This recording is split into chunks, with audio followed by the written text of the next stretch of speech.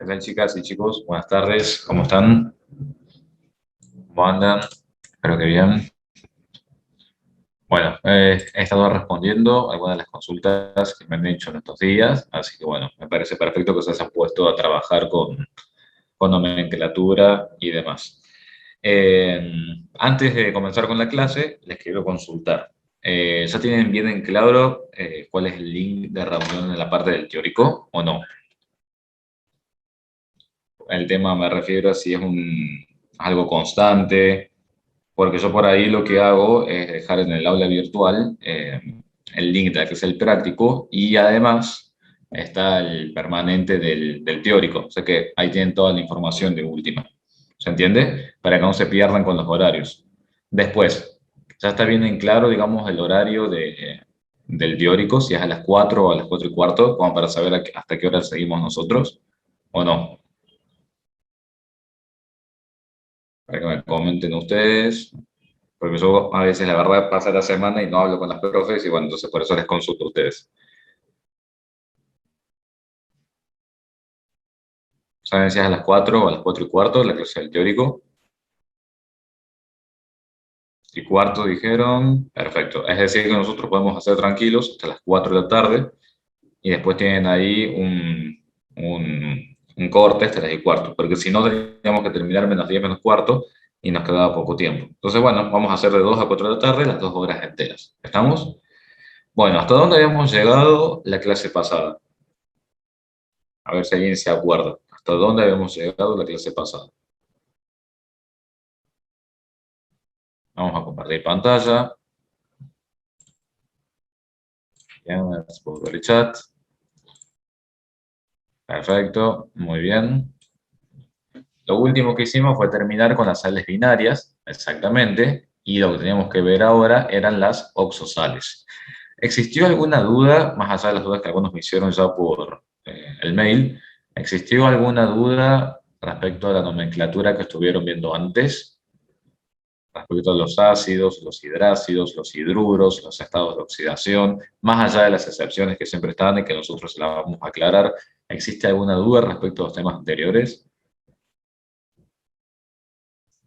Bien, parece que no. Espero que, bueno, vayan estudiando y haciendo las cosas. Entonces, me dice, yo tengo una consulta, dice, con respecto a cómo sé en qué estado de agregación se encuentra. En eso es información de la reacción, es algo que te la tiene que proporcionar el ejercicio, o bien, eso ya lo van a poder hacer más adelante en el cuatrimestre, inducir el estado de agregación en función de la temperatura del sistema. Hay algunas sustancias que a determinada temperatura son líquidas y a determinada temperatura son gaseosas. Esas son deducciones que van a poder ir haciendo a medida que vayamos avanzando en el cuatrimestre. Así que por el momento, es decir, me refiero a estos primeros parciales y parcialitos, el estado de agregación tiene que ser dato, es decir, lo tiene que especificar la reacción. ¿Bien? Muy bien la pregunta. Vamos entonces a las oxosales. ¿Cómo se formaban las sales binarias? ¿Alguien recuerda cómo se formaban las sales binarias? ¿Quiénes se tenían que combinar en las sales binarias? Y un ejemplo. A ver. O mejor dicho, un ejemplo y qué nomenclatura o qué terminación era propia de las sales binarias. A ver, vamos, si podemos ir recordando todo eso. Muy bien, perfecto. Un hidróxido con un hidrácido. Muy bien, Sol, excelente Martino, excelente. ¿Y cuál era la terminación en el nombre del compuesto que ustedes les hacía indicar que se trataba de una sal binaria? Muy bien, la terminación uro. Por ejemplo, el famoso cloruro de sodio. Estamos, muy bien. En las oxosales, ustedes ya se van a dar cuenta que es muy similar al proceso anterior, porque nuevamente siempre obtenemos agua en la formación de toda sal, pero ahora lo que se van a combinar va a ser el hidróxido con un oxoácido. ¿Cómo se formaban los oxoácidos? ¿Y cuál era la terminación propia de un oxoácido? ¿Cómo se formaban los oxoácidos? Muy bien, perfecto. El oxoácido se forma a partir de un óxido ácido más agua. Exactamente, muy bien. ¿Qué tiene siempre el oxoácido? Tiene hidrógeno, tiene oxígeno y después ustedes tienen que indicar el no metal. Y luego estaba esta reglita práctica para ver cuántos hidrógenos tenía que colocar, cuántos oxígenos y demás. ¿Cuál era la terminación siempre de los oxoácidos? Por ejemplo, si lo quieren escribir con un ejemplo.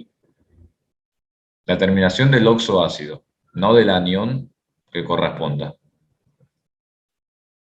Yo digo HNO3. ¿Qué es HNO3?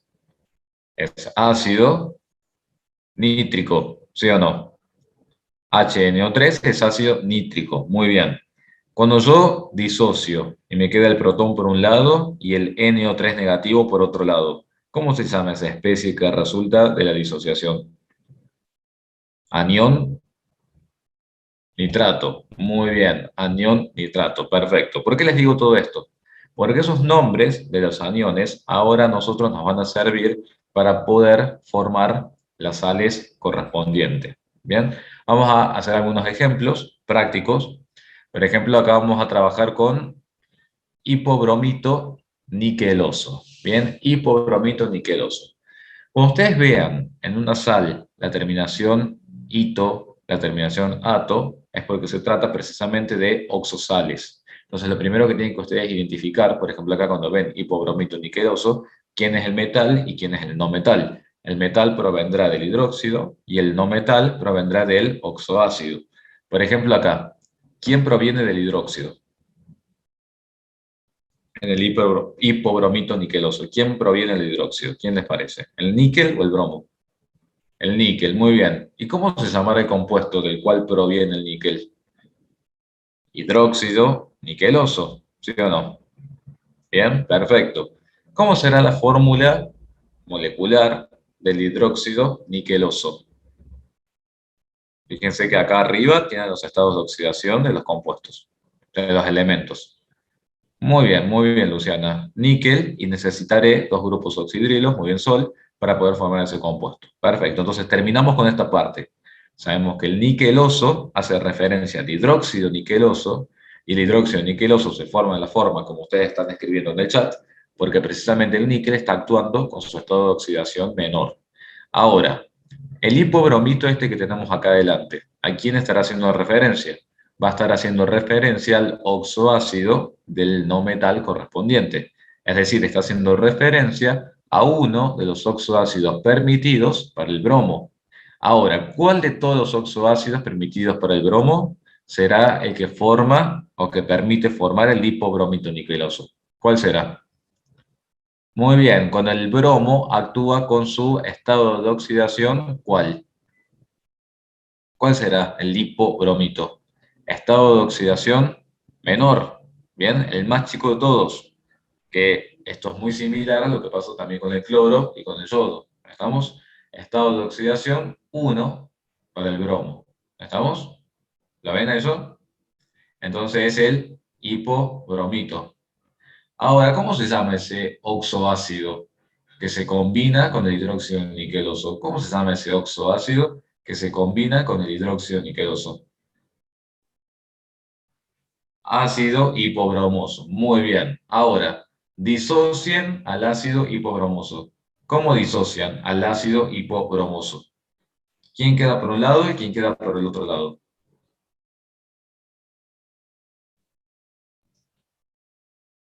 Muy bien, el protón queda por un lado. ¿Y cómo se llama eso otro que tienen después por el otro lado, como escribe Brandon en el chat? ¿Cómo se llama el resto, lo que escriben del otro lado? ¿Anión? ¿Qué tipo de anión será? Es el anión hipobromito. ¿Lo ven? Es el anión hipobromito, que permite formar el ácido hipobromoso. ¿Lo ven eso? Entonces fíjense si quieren hacer alguna asociación, cómo el nombre del anión coincide luego cuando ustedes van a escribir el nombre de la sal. ¿Estamos? Entonces, bueno, ¿cómo van a plantear ustedes su reacción química? Por un lado van a tener el hidróxido niqueloso y por otro lado van a tener el ácido hipobromoso. Van a combinar los dos compuestos, saben que se va a formar agua y fíjense cómo les parece que va a quedar el compuesto, que es la sal en cuestión. El níquel, ¿con qué estado de oxidación venía actuando para formar este hipobromito niqueloso? Venía actuando con +2, exactamente. El anión hipobromito, ¿qué carga tiene el anión hipobromito? Fíjense cuando ustedes hacen la disociación del ácido hipobromoso. El anión hipobromito, el grupo aniónico hipobromito, tiene una carga negativa de -1. Por lo tanto, ¿cuántos aniones hipobromito voy a necesitar para poder compensar las dos cargas positivas del níquel? Voy a necesitar dos grupos aniones hipobromito. ¿Estamos? Y esta entonces resulta ser el hipobromito niqueloso. ¿Lo ven eso? ¿Alguna duda con esa formación de la sal, que por ahí es la que más les cuesta ver la formación de las oxosales? Vayamos a la reacción que está debajo. ¿Qué tenemos? Por un lado, ¿cómo se llama este compuesto y cómo se llama este compuesto? Sabemos que es un hidróxido, su función química, y sabemos que es un oxoácido, su función química. Ahora, ¿cómo se llama este compuesto? Hidróxido niquélico. Muy bien, Brandon. ¿Por cómo se dieron cuenta? Porque el níquel está actuando con el estado de oxidación +3. ¿Estamos? Muy bien. Vayamos al oxoácido. ¿Qué pasa en el oxoácido? ¿Cómo se llama ese compuesto? Ácido brómico, exactamente. ¿Ácido brómico o ácido bromoso? Acá Sol dice ácido brómico y Brandon dice ácido bromoso. ¿Qué piensan? Brómico. Muy bien. ¿Cómo se dieron cuenta de eso? Muy bien, porque el bromo está actuando con el estado de oxidación de 5. ¿Estamos? Muy bien. ¿Y cómo se dan cuenta que necesitan tres oxígenos? Lo pueden hacer de la forma que yo les enseñé en la clase pasada, o bien siguiendo la regla mnemotécnica. 5, estado de oxidación impar, un solo hidrógeno, 5 más 1, 6, dividido 2, 3, tienen 3 moles de átomo para el oxígeno. ¿Qué se forma siempre cuando ustedes combinan el hidróxido y el oxoácido? Cuando tengan que escribir ustedes la reacción, lo primero que van a escribir es el agua. Estamos siempre en la formación de toda sal, ya sea binaria u oxosal, o sal neutra, también se le dice, se forma agua. Y ahora fíjense cómo queda el compuesto o la sal en cuestión. ¿Con cuánto venía actuando el níquel? Venía actuando con +3, pero que proviene del hidróxido. Estas reacciones, chicos y chicas, se tratan de reacciones en las cuales no hay alteración en los estados de oxidación de los elementos. Ya vamos a ver al finalizar el cuatrimestre que existen otras reacciones químicas en las cuales sí hay variación de reactivos a productos o de productos a reactivos del estado de oxidación, que son las redox, que seguramente algunos las debe haber escuchado si ya ha visto antes el tema. En este caso no, entonces en este caso el níquel sigue actuando con +3 como venía actuando antes. ¿Y con quién se tiene que combinar la parte catiónica de este compuesto? La parte catiónica del hidróxido se tiene que combinar con la parte aniónica del oxoácido. ¿Cómo se llamará la parte aniónica del oxoácido si ustedes quieren hacer esa disociación? ¿Cómo se llamará la parte aniónica de ese oxoácido, que es el ácido brómico, cuando hagan la disociación? Es el anión bromato, exactamente. Ahora yo les pregunto, ¿qué carga tiene asociada ese anión bromato? ¿Qué carga tiene asociada? -1, muy bien. Entonces, ¿cuántos aniones bromatos voy a necesitar para poder compensar las tres cargas positivas del níquel? Voy a necesitar 3 aniones bromatos, muy bien. Entonces, por eso, acá me queda mi sal. ¿Cómo se llamará esa sal? ¿Cómo se llamará esa sal que está ahí, que la formamos recién? A ver si alguien se anima. Muy bien, Sol, excelente. Bromato niquélico. Muy bien, Felipe. Muy bien, Germán. Bromato niquélico. Muy bien, chicos. Y ahora, lo que yo les quería comentar, este tipo de sales, al igual que las sales binarias, como estuvimos viendo la clase pasada, si ustedes las llevan en solución acuosa, como tan simple como tomar una cucharada de sal y disolverla en un vaso de agua, ustedes van a poder separar la parte catiónica por un lado y la parte aniónica por otro lado. ¿Bien? ¿Qué pasa si yo quiero disociar esta sal? Dijimos que siempre que yo disocie, va a quedar por un lado el catión, como en este caso, que va a quedar el níquel con sus tres cargas positivas, y por otro lado va a quedar el anión. Y acá donde yo les digo que tienen que tener mucho cuidado, porque en realidad, ¿qué me está diciendo esta nomenclatura? Me está diciendo que yo necesito 3 aniones bromatos para compensar al níquel con 3 cargas positivas. Entonces, cuando yo disocie, ¿cómo va a ser esto? Níquel con 3 cargas positivas más 3 aniones bromatos, cada uno con una carga negativa, y por eso tengo en total 3 cargas negativas.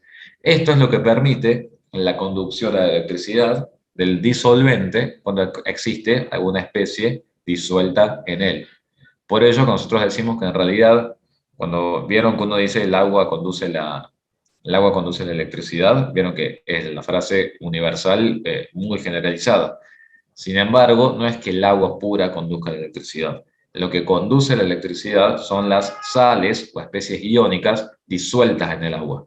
Si ustedes preparan agua ultra pura, es decir, le quitan todas las especies iónicas que pueden estar dando vuelta, esa agua ultra pura no va a conducir la electricidad. Porque siempre para que haya conducción de electricidad, tienen que haber cargas o electrones en movimiento. ¿Bien? No, no es que es aislante, porque aislante hace referencia más bien a otro tipo de compuestos, pero no es que el agua ultra pura conduce la electricidad, porque no tiene nada en movimiento. ¿Estamos? Entonces, eso para que lo sepan, es algo muy fino, son frases muy acertadas, en el sentido, por ejemplo, que cuando ustedes van al médico y en la ficha escriben peso, está mal, porque en realidad eso no es peso, eso es masa. Entonces son errores comúnmente aceptados, tanto lo que el médico diga peso 2 puntos, a que nosotros digamos el agua conduce la electricidad. En realidad el agua ultra pura no conduce la electricidad y en la ficha médica debería decir masa, no peso, porque peso es una fuerza. ¿Se entiende lo que voy? Son detalles muy finos que bueno, nosotros tengo que comentar como para que ustedes los tengan presentes. Me dice Germán si en los parciales puede haber ejercicios de disociación. Sí, no tanto en el primer parcial, pero ya van a ver que cuando veamos redox y equilibrio, tienen que sí o sí saber disociar. Por eso es bueno que ya desde ahora que vemos nomenclatura, empecemos a plantear este tipo de reacciones para que las vayan practicando. Pero en este primer parcial, como va a haber más que nada enlaces, soluciones y demás, no les hace falta disociar tanto, pero en el segundo parcial, que ya hay equilibrio, y creo que redox también, porque creo que vamos a tomar 2 parciales nada más, así que con eso es suficiente. Me preguntan acá, después, claro, exactamente, Consuelo, después en la parte de equilibrio químico todo el tiempo tenemos que estar disociando. Me preguntan si al final no se van a grabar más las clases. Estas clases, como ya están disponibles en el aula virtual, porque son las grabaciones que quedaron del año pasado, las clases de estas primeras unidades no se van a grabar. Por supuesto que están las clases del año pasado, pero que ustedes las puedan consultar, porque están las grabaciones del año pasado. De todas formas, yo creo que las clases de tabla periódica y de enlaces sí las voy a grabar, porque voy a cambiar las diapositivas. Entonces, al cambiar la diapositiva, seguramente daré de otra forma en la clase. Entonces esas clases sí las voy a grabar y las voy a subir. Las clases que yo considere que voy a dar igual que el año pasado, no las voy a volver a grabar porque ya está el material ese del año pasado y ustedes lo pueden consultar. Bien, lo mismo que el tema de las diapositivas.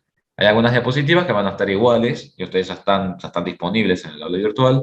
Y cuando yo considere cambiar alguna diapositiva, las voy a subir. Y cuando yo cambie la clase, también la voy a subir, para que tengan presente. Por lo tanto, si alguien quiere volver a ver la clase de nomenclatura, lo único que tiene que hacer es ir al Drive, cuyo vínculo está en el aula virtual, y está la explicación de nomenclatura del año pasado, que es exactamente lo mismo que estamos dando ahora. Lo mismo ahora cuando empecemos a ver la parte de estequiometría. Si alguno no pudo asistir o alguno quiere volver a ver la parte de explicación de estequiometría, puede, es más, desde ayer ya puede haber buscado el vínculo y consultar la clase. Bueno, y después tenemos las sales ácidas, que también son una particularidad, no es que están siempre presentes, lo tienen que saber más que nada cuando trabajen con nomenclatura, porque no es que después vamos a hacer ejercicios de sales ácidas, simplemente es como para que tengan una idea de que existen. ¿A qué me refiero con esto? Si yo combino un hidróxido de sodio con un ácido sulfídrico, ¿qué sal binaria hubieran obtenido ustedes? ¿Cómo se llamaría la sal que obtienen al combinar hidróxido de sodio con ácido sulfídrico? ¿Qué compuesto hubieran obtenido? ¿Cómo se llama la sal que se forma al combinar? Sulfuro de sodio, exactamente, hubiera obtenido sulfuro de sodio. Sin embargo, en algunas reacciones químicas no se forma el sulfuro. ¿Cómo es el sulfuro de sodio? ¿Cómo sería la fórmula del sulfuro de sodio?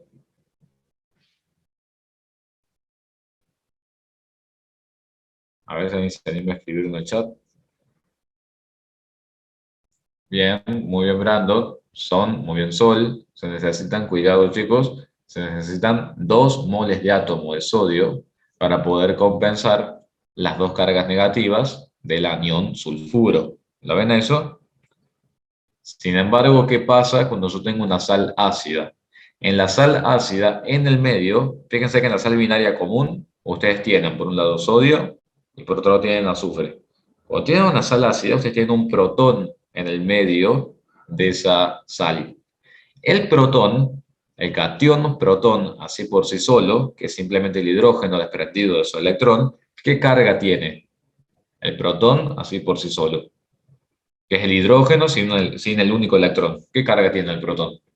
Muy bien, una sola carga positiva. Entonces, fíjense que si yo tengo sulfuro de sodio y ahora le incorporo un protón, estoy haciendo un aporte de ¿qué? De cargas positivas, ¿sí o no?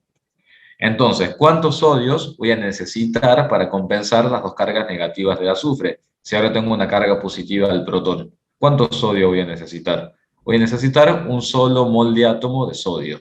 Entonces, si yo tengo una sal ácida, por ejemplo, para el sulfuro de sodio, tendré catión sodio positivo, catión protón positivo, dos cargas positivas, anión sulfuro, dos cargas negativas, compuesto eléctricamente neutro.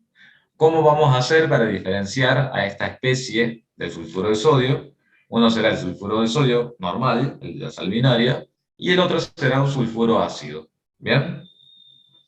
¿Cómo era la fórmula, o como mejor dicho, cómo era la representación de la especie sulfuro? Si usted tuviera que disociar el sulfuro de sodio, ¿cómo es el sulfuro?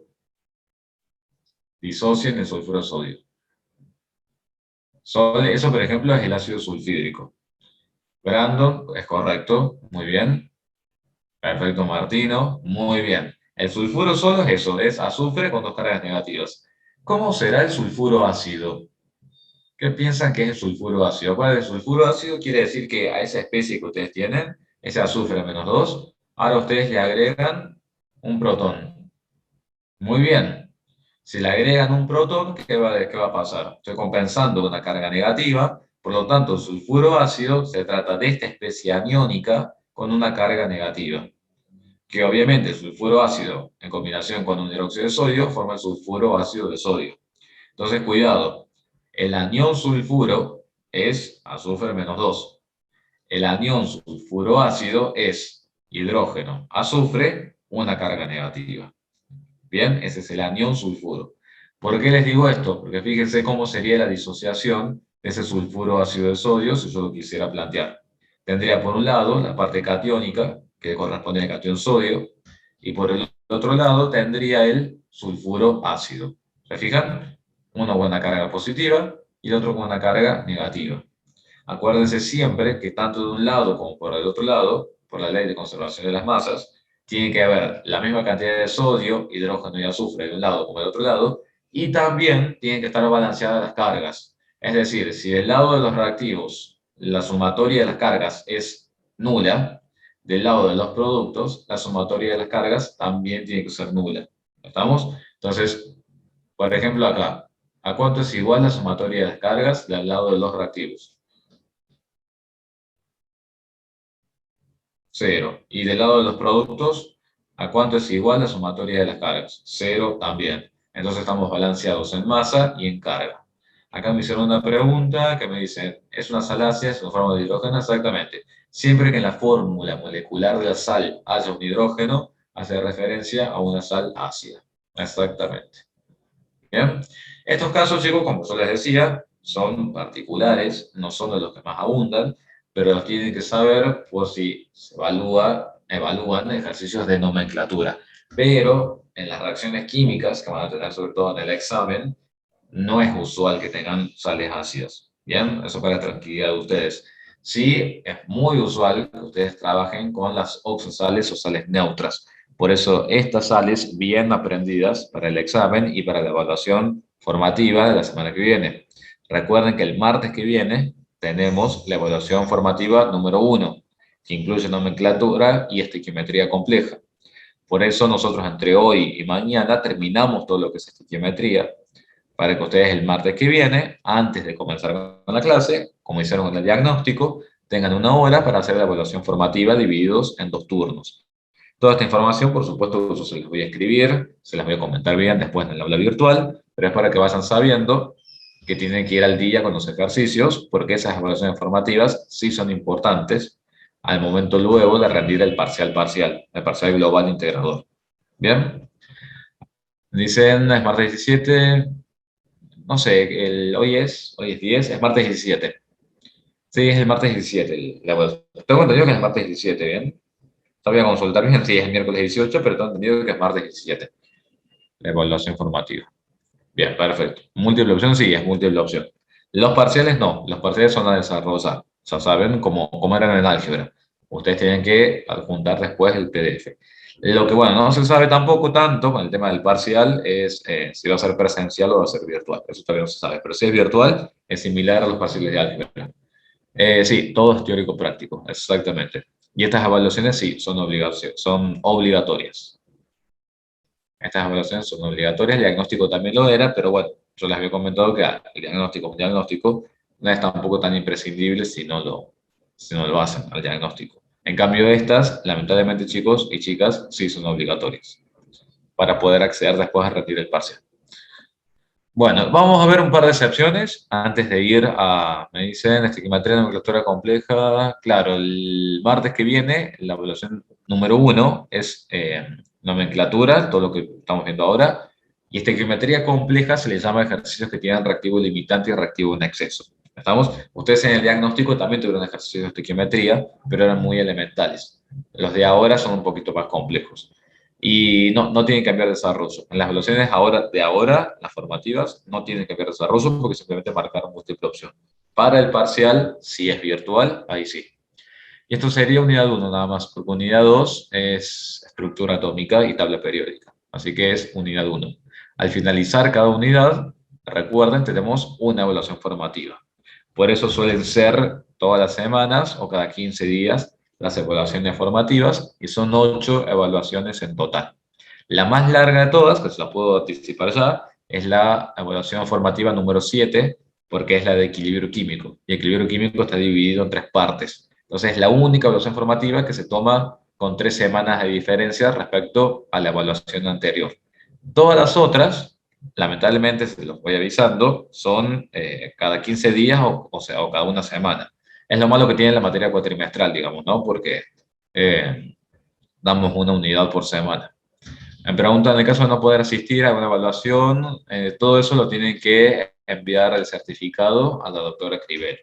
Si alguien no puede asistir por alguna cuestión laboral, de salud o de conexión, por supuesto que se tiene en cuenta, pero tienen que presentar el certificado correspondiente a la doctora Escribel. Y me preguntan si desaprobamos, no podremos rendir el parcial. No sé qué les han contado exactamente en las reuniones de teórico respecto a las condiciones. Yo no les quiero hacer mucho lío en la cabeza, pero en el primer cuatrimestre sí, tenías que tener un porcentaje de evaluaciones aprobadas para poder hacer el parcial. No sé exactamente ahora qué les han comentado en la parte teórica. Bien, y no quiero tampoco equivocarme respecto a normativas, porque bueno, a veces me olvido, se me confunden con las de álgebra, entonces no les quiero decir algo que no es. Pero bueno, acá los chicos me están confirmando exactamente, tienen que tener el 80% de esas evaluaciones formativas aprobadas para poder rendir. Es así, ¿no? Así les comentaron. Acá me pregunta, perfecto, muy bien chicos, gracias. Y Germán me pregunta, hay una sal ácida bajo la diapositiva que acaba de explicar que es igual al oxosal. ¿Qué diferencia tiene en el cual? Germán será en esta. En esta, bien, perfecto. ¿Qué tenemos acá? Tenemos otra eh, sal ácida. ¿Cómo se dan cuenta que es una sal ácida? Porque además de tener el metal, el no metal y el oxígeno, tiene un hidrógeno en el medio. Si ustedes quisieran formar hidróxido de sodio y ácido sulfúrico, ¿qué se hubiera formado? Si yo le digo que no es oxosal, ¿qué se hubiera formado? Si tiene hidróxido de sodio y ácido sulfúrico. Sulfato de sodio. Muy bien, sulfato de sodio. Si ustedes disocian el sulfato de sodio, o mejor dicho, al ácido sulfúrico lo disocian, ¿quién va a ser el catión en la disociación de ese ácido sulfúrico? El catión es el protón, si es el ácido sulfúrico, y el anión, ¿quién es? El anión, ¿cómo se llama? El del ácido sulfúrico, y que también lo será en la sal. Es el anión sulfato. Muy bien. ¿Qué carga tiene consigo el anión sulfato? ¿Qué carga tendrá el anión sulfato Cuidado. Cuidado, chicos, revisen las cuentas. Tiene dos cargas negativas. Fíjense cómo es el ácido sulfúrico. Cuando ustedes disocian, tendrán dos protones más un anión sulfato. Dos protones, ¿qué quiere decir? Tengo dos cargas positivas para compensar y tengo un solo grupo para compensar esas dos cargas positivas. ¿Eso qué quiere decir? Que tendré dos protones, es decir, se los voy a decir muy coloquialmente para que lo puedan ver, dos H más, esa va a ser la parte catiónica, y luego tendré un solo grupo, anión sulfato, que será SO4, 2 menos. ¿Estamos? Ese es el anión sulfato que tiene dos cargas negativas. ¿Qué va a pasar entonces con el sulfato de sodio? ¿Cómo es el sulfato de sodio? ¿Cómo es la fórmula molecular del sulfato de sodio?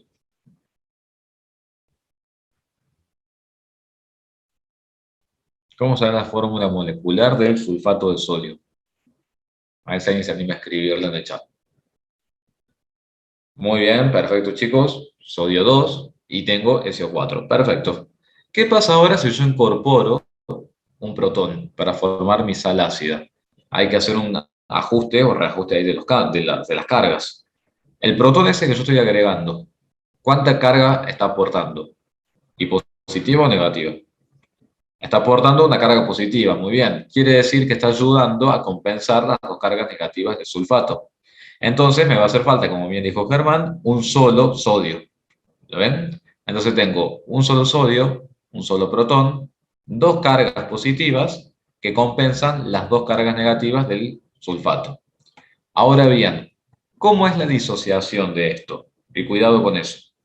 Si ustedes tienen el sulfato de sodio, ¿cómo lo disocian? O mejor sí, ¿cómo lo disocian al sulfato de sodio? ¿Cómo disocian el sulfato de sodio? Piensen en la disociación del ácido sulfúrico. Sería, y está bien, pero tiene que tener un par de cuestiones. A todos los que respondieron en el chat, el sulfato lo escribieron bien y pasaron un poquito cuando escribieron los cationes. Si ustedes disocian el ácido sulfúrico, ¿cuántos protones necesitan para compensar las dos cargas negativas del sulfato? Muy bien. Y lo mismo pasa después con la sal. ¿Cuántos sodios necesitan para compensar el anión sulfato? Dos cationes sodios. ¿Bien, lo ven? Entonces, como bien escribieron los chicos, está perfecto como escribieron el sulfato, pero tienen que escribir dos cationes sodios y dos protones. Ese es el anión sulfato. ¿Bien? El SO4, 2 menos. ¿Qué pasa ahora cuando al anión sulfato se le incorporó este protón que está acá?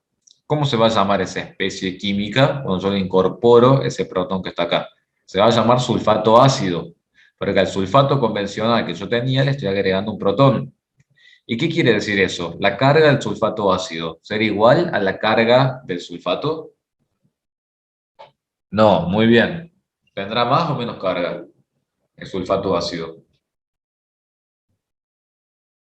Muy bien, va a tener una carga negativa, exactamente. Va a tener una sola carga negativa. ¿Por qué? Porque precisamente está incorporando un protón que tiene una carga positiva. Bien, entonces ahí pueden ver otro ejemplo de sales ácidas. Vimos el del sulfuro ácido y acá tenemos el sulfato ácido. Diferenciando bien al anión sulfato ácido y al anión sulfuro ácido. Nunca se olviden de diferenciar bien el sulfuro ácido del sulfuro y el sulfato ácido del sulfato. Básicamente, ¿qué cambia? En la carga y en la presencia del protón. ¿Se quedó claro, Germán, ahí la cuestión esa con las sales? ¿Lo pudieron ver? Muy bien. Acá, chicos, vamos a presentar también excepciones a la convención, que no es que se las vayamos a tomar así a rajatabla, pero son particularidades que las tienen que tener en cuenta. Nosotros acá, por ejemplo, vamos a ubicar a todas las especies más conocidas del oxígeno. Por ejemplo, el oxígeno que está en el aire, ¿qué tipo de oxígeno es? El oxígeno que está en el aire, ¿qué tipo de oxígeno será? Es el oxígeno gaseoso, es el oxígeno biatómico diatómico, este que está acá. Cuando ustedes forman el óxido de sodio, ¿cómo es el óxido de sodio?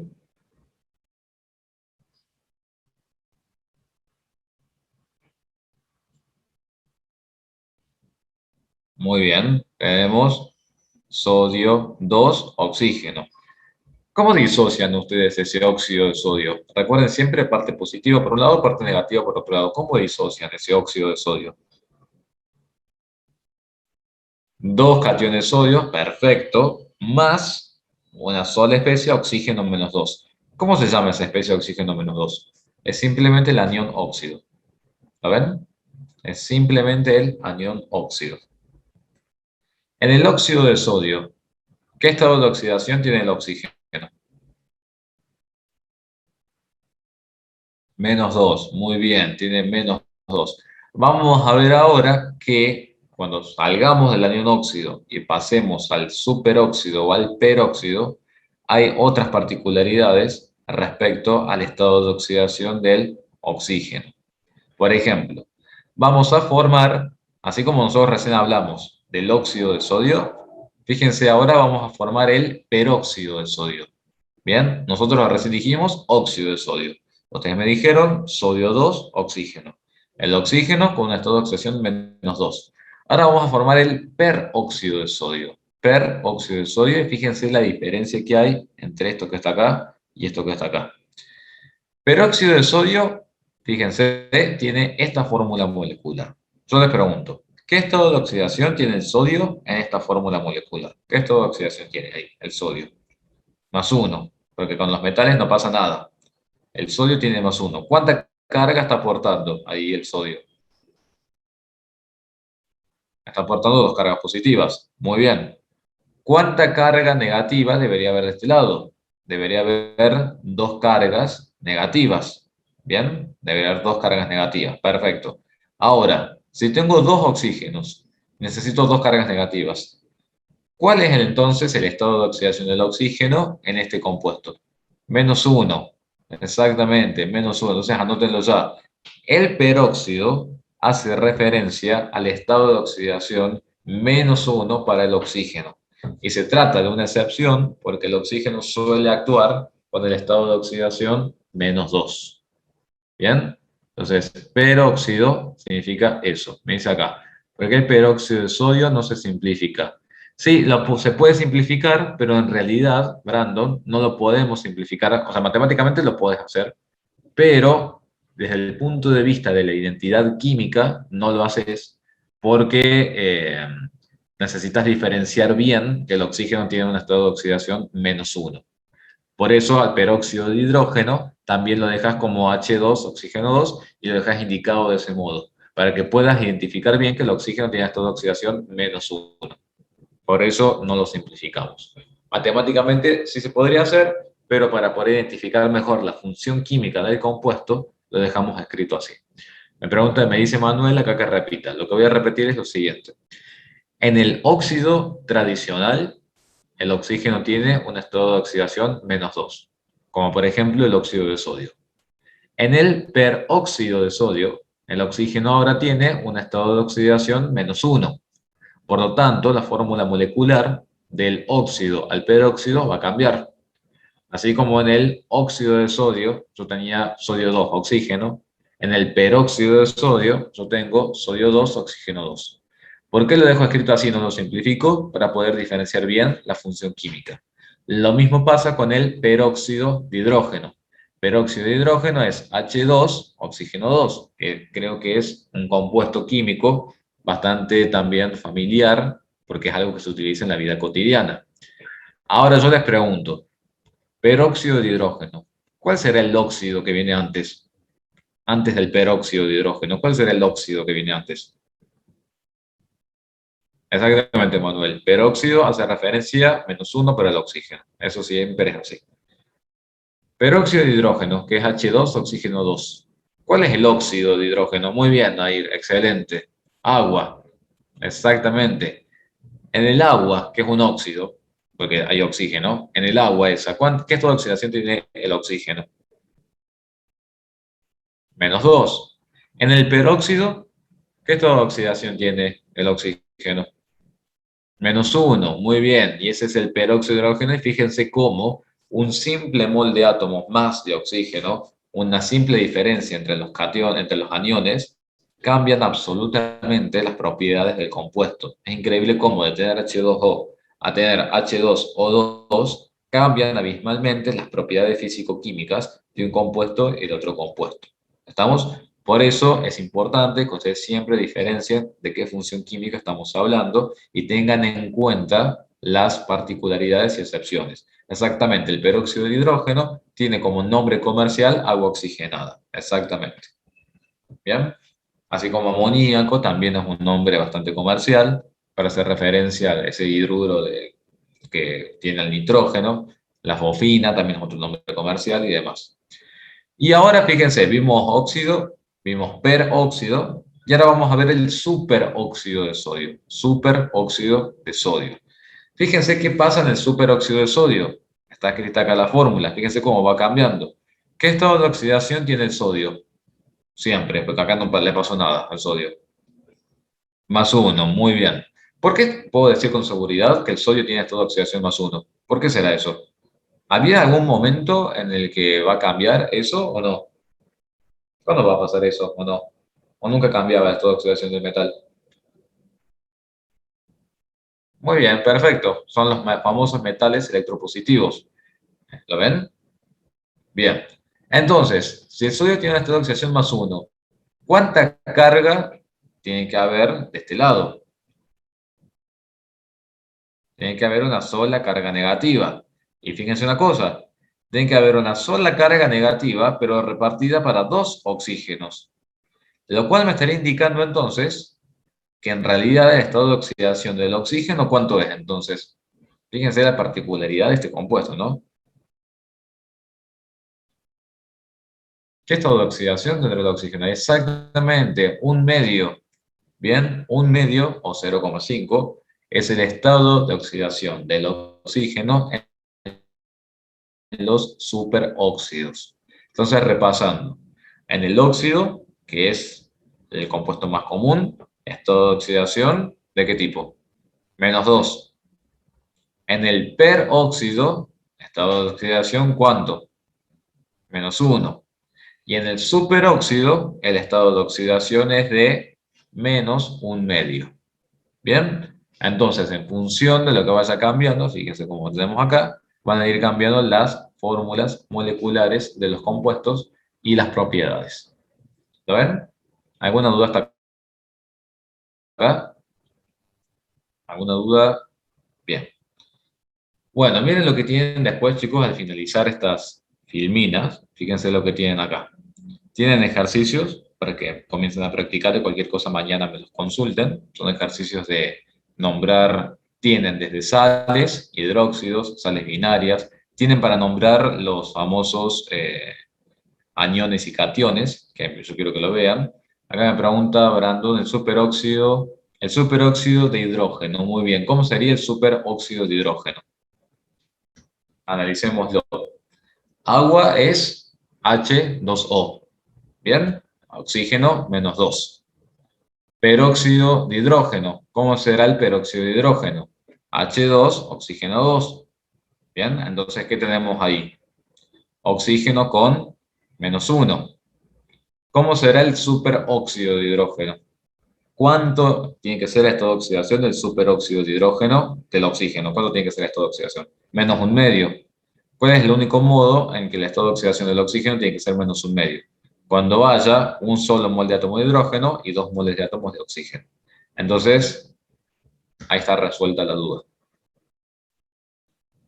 Bien, lo otro que les estaba comentando era sobre esto. Me gustaría que hagan esta tabla, que la hagan y que se pongan a ver tranquilos en cómo nombrar a los cationes, cómo nombrar a los aniones, cuando tienen una sal ácida, cuando una sal binaria, cuando una oxosal. Si tengo un oxoácido o si tengo un hidróxido, cuidado cuando tengo cromo, cuando tengo manganeso. Acuérdense que con el cromo y el manganeso podía comportarse como metal o como no metal. Entonces, todas esas particularidades me gustaría que los tengan presentes. Me preguntan acá, el compuesto B, que es, no es una... Este compuesto que le llamamos nitruro de aluminio es otro compuesto que no está escrito antes en las distintas familias químicas. No es una sal aloidea, así como tal, pero que no es que proviene de un... Para que sea una sal aloidea, ¿qué condición tiene que cumplir? A ver, Brandon, que me estás preguntando. pero que sea una sal aloidea o una sal binaria. ¿Qué condición tiene que cumplir? ¿Provenir de dónde? De un hidróxido y de un hidrácido. Acá nosotros tenemos nitruro de aluminio, no proviene de la formación de eso, entonces por eso le llamamos directamente nitruro. ¿Estamos? Por eso, fíjense que acá está una observación particular para el nitruro de aluminio. Es un compuesto donde el nitrógeno tiene un estado de oxidación negativo. Que se acuerdan que el estado de oxidación negativo existe también para los no metales, que era cuando estaban o venían de enlazarse con el hidrógeno. En este caso puede provenir del amoníaco más el hidróxido de aluminio. Entonces, para esos compuestos particulares, por ejemplo, amoníaco más hidróxido de aluminio, lo llamamos nitruro. Por eso es que lo diferenciamos un poquito de las sales binarias. Acá, por ejemplo, puedo ver perfectamente que es un cloruro de amonio. Acá sí puedo decir con seguridad que provenimos del ácido clorhídrico, del hidróxido de amonio, y por eso tengo una sal binaria. Acá lo voy a llamar nitruro. ¿Bien? Acá me están preguntando, eso depende de su estado de oxidación del manganeso de bromo. Exactamente, en el caso del cromo y del manganeso, dependiendo del estado de oxidación que estén utilizando, formarán hidróxidos o formarán oxoácidos, ya sea se comporten como metales o como monometales. Esa es la observación. Después acá, chicos, tienen reacciones químicas, que eso también es muy importante que lo practiquen, armar la reacción de formación, balancearla y escribir bien los compuestos, entonces me gustaría que los hagan. Y eso sería todo en cuanto a estequiometría. Ejercicios como estos son los que están en la diapositiva, en las diapositivas de acá y después obviamente la evaluación formativa de la semana que viene. De la guía pueden resolver todos los ejercicios que están, pueden resolver todos los ejercicios. No es como a lo mejor en álgebra que había varios ejercicios y que nosotros los dábamos por cuestiones de tiempo, porque había ejercicios de más. En la guía de química, todos los ejercicios que están los pueden resolver. Después cualquier cosa podemos ver si hay algún ejercicio puntual o sobre el cual tengan que empatizar más, pero en química en teoría pueden resolver todos ustedes. Me preguntan acá. El F, ¿qué dice? F, acá está, muy bien. Ahora vamos a aplicar el F. Tenemos amoníaco más agua. ¿Qué era el amoníaco? ¿Qué tipo de compuesto será el amoníaco? Este amoníaco recuerda que es el nombre comercial. ¿Qué era el amoníaco? Se lo tuvieron que nombrar de otra forma, que es este NH3 gaseoso. Era un hidruro, ¿de qué tipo? Era un hidruro metálico, ¿bien? No metálico. ¿Cómo los nombrábamos? Acá estaban los hidruros no metálicos. ¿Se acuerdan? Hidruro metálico, lo teníamos acá.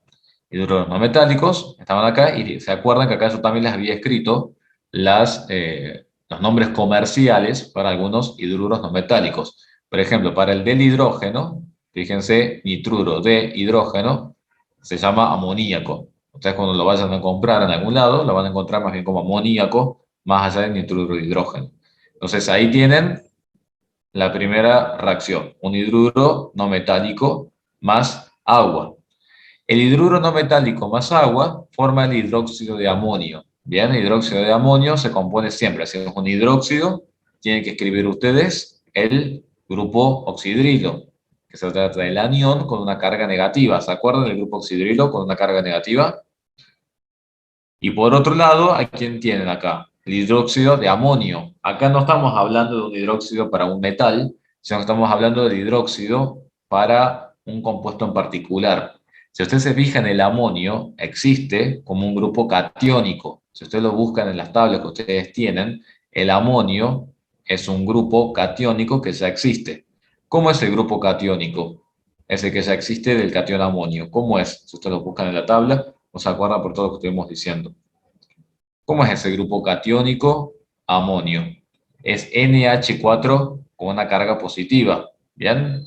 Es NH4 con una carga positiva. Entonces, si es hidróxido de amonio, ¿por qué es hidróxido de amonio? Porque es el grupo oxidrilo con una carga negativa que compensa al catión amonio con una carga positiva. Entonces, carga negativa, carga positiva, se compensan y me queda mi hidróxido de amonio. A este compuesto, si quieren, también márquenlo como un compuesto particular, porque yo sé que ustedes a lo mejor están más acostumbrados a ver el hidróxido acompañado de un metal. hidróxido férrico, hidróxido de aluminio, hidróxido cromoso o lo que sea. Acá se trata de un hidróxido para un grupo catiónico. ¿Bien? ¿Y por qué aparece con 3 en los reactivos? Lo que pasa, Germán, es que el reactivo para esa reacción química no es el catión de amonio. El catión de amonio aparece después en el hidróxido, en el producto, pero el reactivo es el amoníaco o hidruro de nitrógeno. A eso me refiero. ¿Bien? Me dice, no era que el... Me preguntan acá. No era que el hidruro no metálico más agua daba un hidrácido. Claro, Manuel, pero tenés que fijarte algunas particularidades. Por ejemplo, hidruro no metálico, vamos al ejemplo que teníamos acá, porque quiero que lo diferencien bien. Vamos a preguntar si hidruro no metálico más agua daba un hidrácido. Pasa que vos tenés que diferenciar, Manuel, dos cuestiones. Una cosa es vos tener a tu hidruro no metálico en solución y otra cosa es hacerlo reaccionar con agua. No es lo mismo hacer reaccionar a tu hidruro con agua a tenerlo, como tenemos acá en el gráfico, a tu hidruro no metálico en solución, es decir, en solución acuosa. Esto es ácido clorhídrico, que proviene del cloruro de hidrógeno. Esto es ácido clorhídrico acuoso en solución, que no es lo mismo que decir cloruro de hidrógeno más agua, como si estuviera reaccionando con el agua. Esto es simplemente un gas disuelto en agua. Es una solución acuosa, no es una reacción química. Muy bien la pregunta, pero tiene que saber diferenciar entre una cosa y la otra. No es lo mismo disolver en agua, hacer reaccionar con agua. Si a ustedes, a su cloruro de hidrógeno, su gas, lo disuelven en agua, tienen una solución acuosa y ahí tendrán el ácido clorhídrico, acuoso o bromhídrico en solución. Si ustedes tienen su hidruro no metálico, amoníaco, y lo hacen reaccionar con el agua, tendrán su hidróxido de amonio. Después acá me dicen si en las funciones químicas de los cationes y aniones, exactamente, en la función química de los cationes y aniones, tienen que colocar simplemente eso, catión o anión, y nada más. No tiene otra función. La función química es eso, ser una especie iónica. Y acá me preguntan, me dice, eso lo deberíamos ver en estado de agregación. Exactamente, en el estado de agregación ustedes van a poder saber si están hablando de un hidrácido o bien de un hidruro. ¿Bien? ¿Quedó claro? Son sutilezas, chicos, son cosas muy finas, pero son sutilezas. Me dice, usted había mencionado algo de una tabla de iones. Hay una tabla de aniones y cationes. Hay una tabla que no sé si está en la guía de ustedes o la tienen en el libro. Fíjense si la tienen en la guía, pero hay una tabla que resume todos los aniones y cationes más convencionales. Si no la tienen, me avisan y yo se la subo, porque hay una tabla que se utiliza más que nada en las otras especialidades, porque en las otras especialidades creo que no se los hacen memorizar, pero si ustedes no la tienen, me avisan y se la subo, no porque sea algo que puedan utilizar en el parcial, sino porque, última, para que tengan de resumen ahí los nombres particulares de los cationes y de los aniones.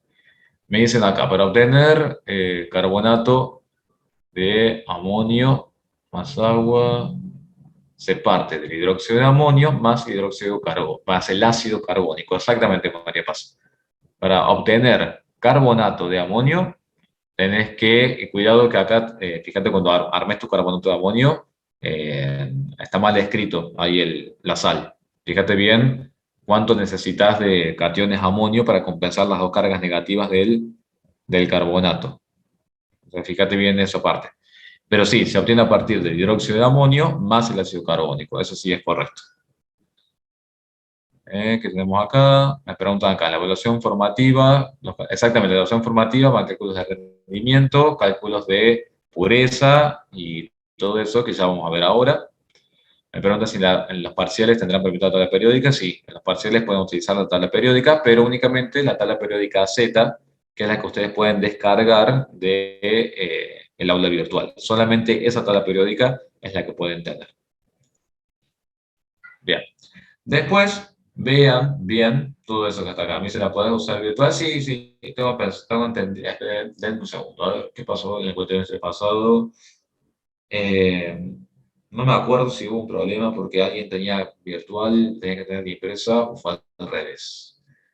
No recuerdo. Mañana se los comento. Mañana se los comento porque pasó algo que no recuerdo si era. que había alguien con la tablet en la computadora y no se lo permitió, o al revés, que tenía la hoja y no se podía. Una de las dos situaciones era, no me acuerdo, pero mañana lo consulto, mañana se los aviso. Pero por ahí ya, les digo la verdad, en cuanto a reglamentaciones y demás, se me hace mucho lío entre una cátedra y la otra, entonces hay cosas de las cuales no me acuerdo, si qué se puede y qué no se puede en un parcial o en otro parcial. Pero bueno, lo consulto y mañana se los comento. El parcial creo que es principios de octubre, creo. Como siempre les digo, hay cosas de las cuales no recuerdo. Yo, en cuanto a contenido de la materia, bienvenido sea. En cuanto a reglamentación, porcentajes y demás, lo van a tener mejor vistos la parte teórica, que de hecho de eso se trata la primera clase, la parte teórica les comentaron sobre todo eso. Pero bueno, por supuesto que me pueden preguntar a mí también, y si yo no me acuerdo, yo los consulto y mañana se los aclaro. Bueno, de nomenclatura, chicos, entonces, hasta acá sería. Bien, yo sé que es mucha información, sé que hay muchas excepciones, sé que hay muchas reacciones, sé que hay muchas particularidades, pero así es la química, lamentablemente o afortunadamente. Nosotros siempre nos han dicho que la química se trata de una ciencia exacta, lo cual es cierto porque la mayor parte de las demostraciones provienen de aplicar el método científico. Sin embargo, yo he comprobado a lo largo de todos mis años de carrera, después de doctorado, de trabajo y demás, que muchas veces las cosas no salen como uno esperaría en la química. Y eso es porque nosotros a veces bromeamos un poco y decimos no es tan exacta la química como realmente pensamos. Por supuesto que todo viene del método científico y demás y todo lo que sea, pero a veces la verdad que las interacciones entre las especies, los compuestos, lo que puede pasar con una cosa, lo que puede pasar por otra cosa, hace que a veces den cosas que uno no se espera. Y esa es la magia que por ahí tiene la química. Porque pueden pasar tantas cosas en una reacción química, si cambia el solvente, si la temperatura del ambiente se altera 1 grado, si la presión de repente cambia, si el horno en vez de estar a 20 grados está a 25, se desarrolla otra especie química. Entonces, por ahí todas las predicciones que uno hace y piensa que van a funcionar, a veces no pasan. O a veces pasan otras cosas que uno no se imagina. Entonces, la química tiene eso de mágico, de apasionante. Sigue siendo, por supuesto, una ciencia experimental, pero no, o exacta, pero no desde el punto de vista exacto, que ustedes saben que 1 más 1 va a ser 2. A veces sí y otras veces no. Por eso les digo que en química siempre van a tener para debatir, siempre va a haber varias teorías, siempre van a haber varios autores. Uno afirmará lo que es un autor y otro negará lo que es el otro autor. De hecho, ustedes han estado viendo, me imagino, la semana pasada, el desarrollo de los distintos modelos atómicos, de cómo para llegar de un modelo a otro era porque un científico le discutía al anterior científico y demostraba que el anterior estaba errado. Entonces, de eso se trata la química. Por eso quiero que lo vean como una ciencia exacta, una ciencia experimental, pero no desde el punto de vista exacto como verían a la matemática, ¿bien? Como verían en álgebra. En álgebra un plano era esta la ecuación del plano y rectas esta era la ecuación de la recta. En química podemos encontrar excepciones, podemos encontrar contradicciones, podemos encontrar infinidad de teorías. La química es otro mundo. Nosotros como ingenieros utilizamos la matemática que vemos en álgebra como una herramienta para tratar de resolver los problemas de la química. Entonces, bueno, nomenclatura es eso. Todo lo que sabíamos está acá. Tienen que ponerse a repasar, hacer los ejercicios con calma. Cualquier cosa me van preguntando. Recuerden que mañana también tenemos clases y mañana también me pueden preguntar. Lo que vamos a ver ahora, en la segunda parte de la clase, ya es ir directamente a la reacción química y hacer cálculo con cantidades. Ustedes han estado viendo algo en el diagnóstico. Lo que vamos a hacer ahora es incorporar esto de reactivo limitante, reactivo en exceso, rendimiento y pureza.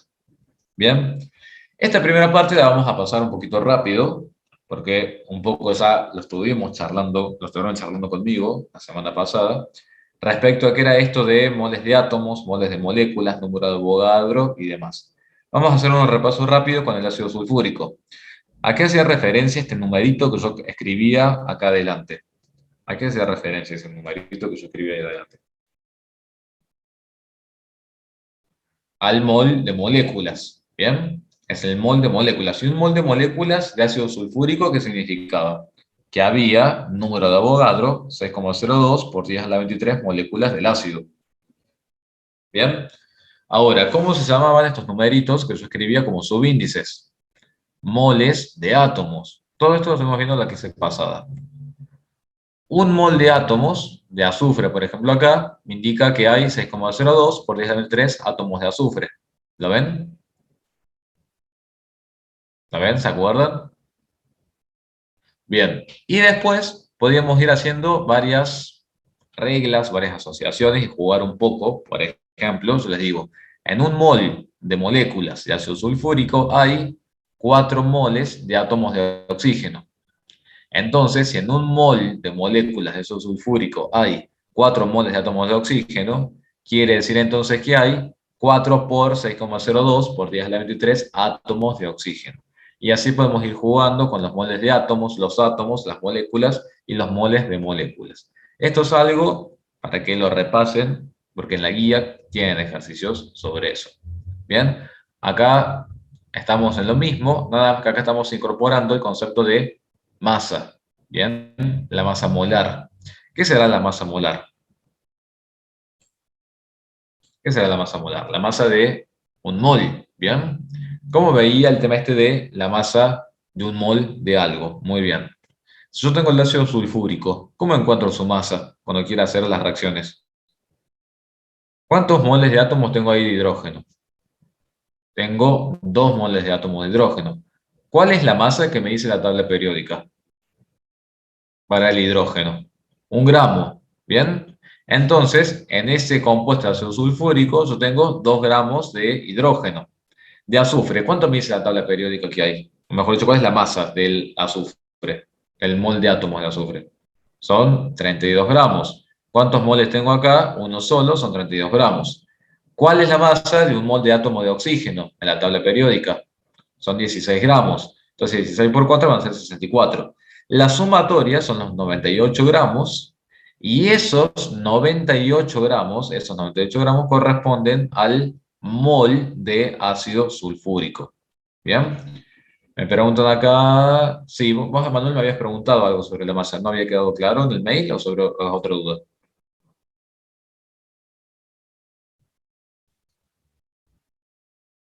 Decime si querés, después me dice que desarrollo los cálculos y demás.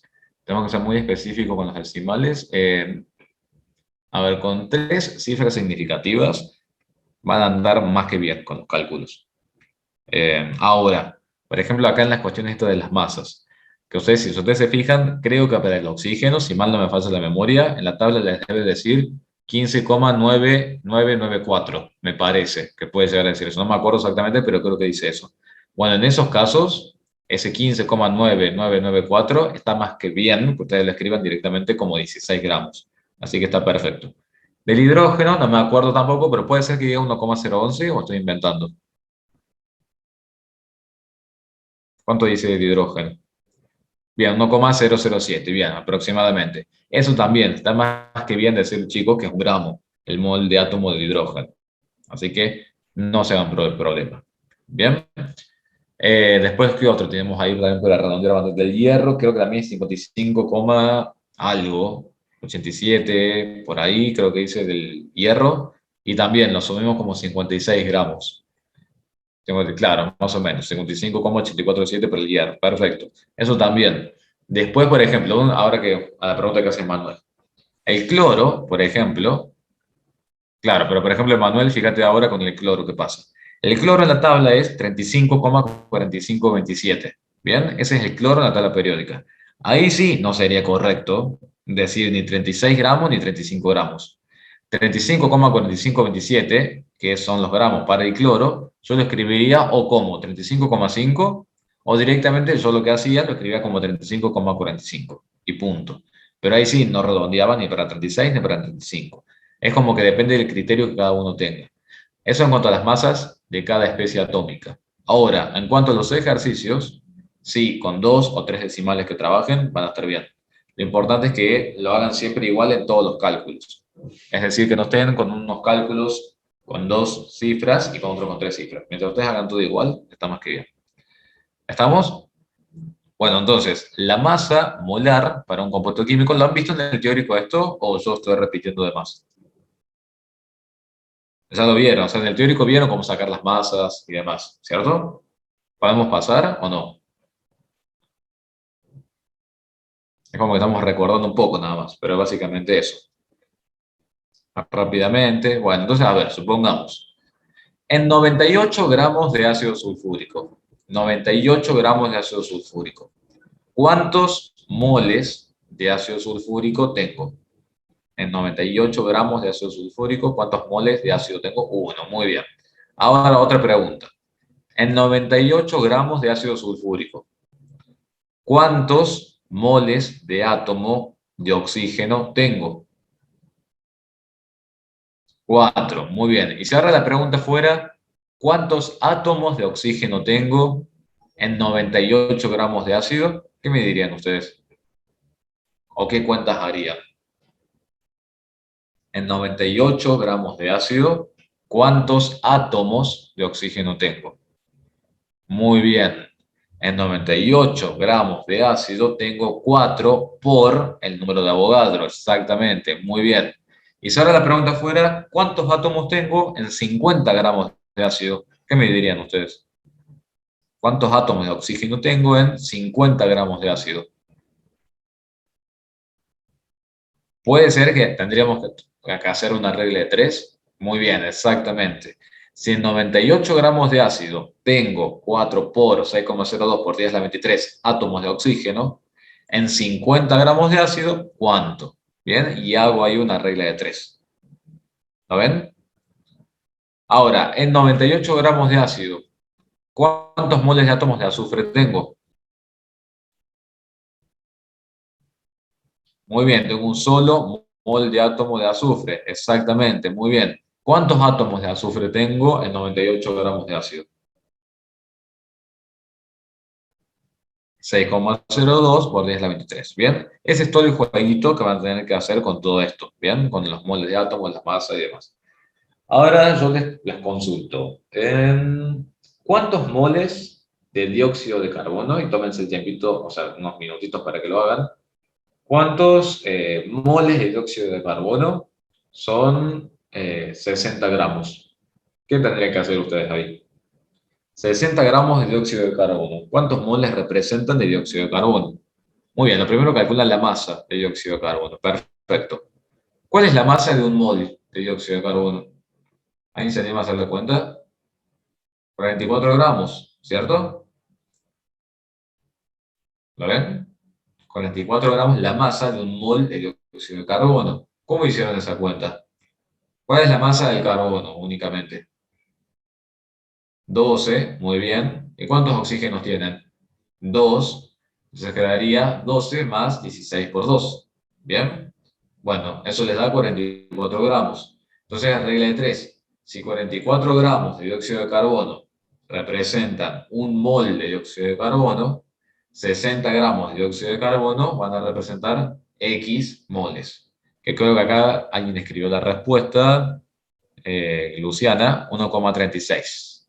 ¿Bien? Muy bien, chicas y chicos. ¿Se ve cómo tienen que hacer todo eso? ¿Alguna duda hasta acá? Con esta parte. Muy bien. Hay otros conceptos más que ustedes tienen que tener en cuenta al momento de resolver los ejercicios, que son de composición porcentual y fórmula empírica y fórmula molecular. Hay un par de ejercicios ahí de fórmula empírica y molecular que me gustaría que los hagan y que cualquier cosa me consulten mañana. De todas formas, creo que están resueltos acá en las filminas, por si alguien no lo puede hacer. Pero a veces suele ir este tema acompañado en soluciones cuando vemos propiedades coligativas. Entonces, bueno, por eso es importante que sepan cómo encontramos la fórmula empírica y la fórmula molecular. ¿A qué hace referencia simplemente composición porcentual? Básicamente a definir un porcentaje para cada elemento dentro del compuesto. Es decir, del total de la masa del compuesto, cuánto le pertenece a una especie química y cuánto le pertenece a la otra especie química. Acá me pregunta esto de la composición, ¿se tomará? Sí, puede ser que se tome, pero esté mezclado con alguna otra cosa. Porque me parece que en el diagnóstico hubo algo de composición porcentual. Si mal no me equivoco, me parece que algo se tomó ahí, en el diagnóstico, o sea, así que imagínense. Así que en el parcial de la semana que viene es probable que sí, haya algo, pero mezclado con algún otro ejercicio. Vamos a recordar rápidamente qué era esto de composición porcentual. Por ejemplo, ¿cómo se llama esta especie? ¿Cómo se llamará esa especie?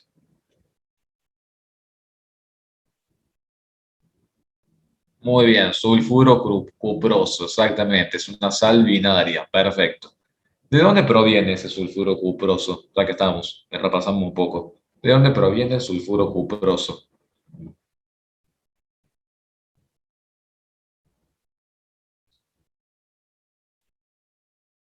¿De dónde provendrá el sulfuro cuproso?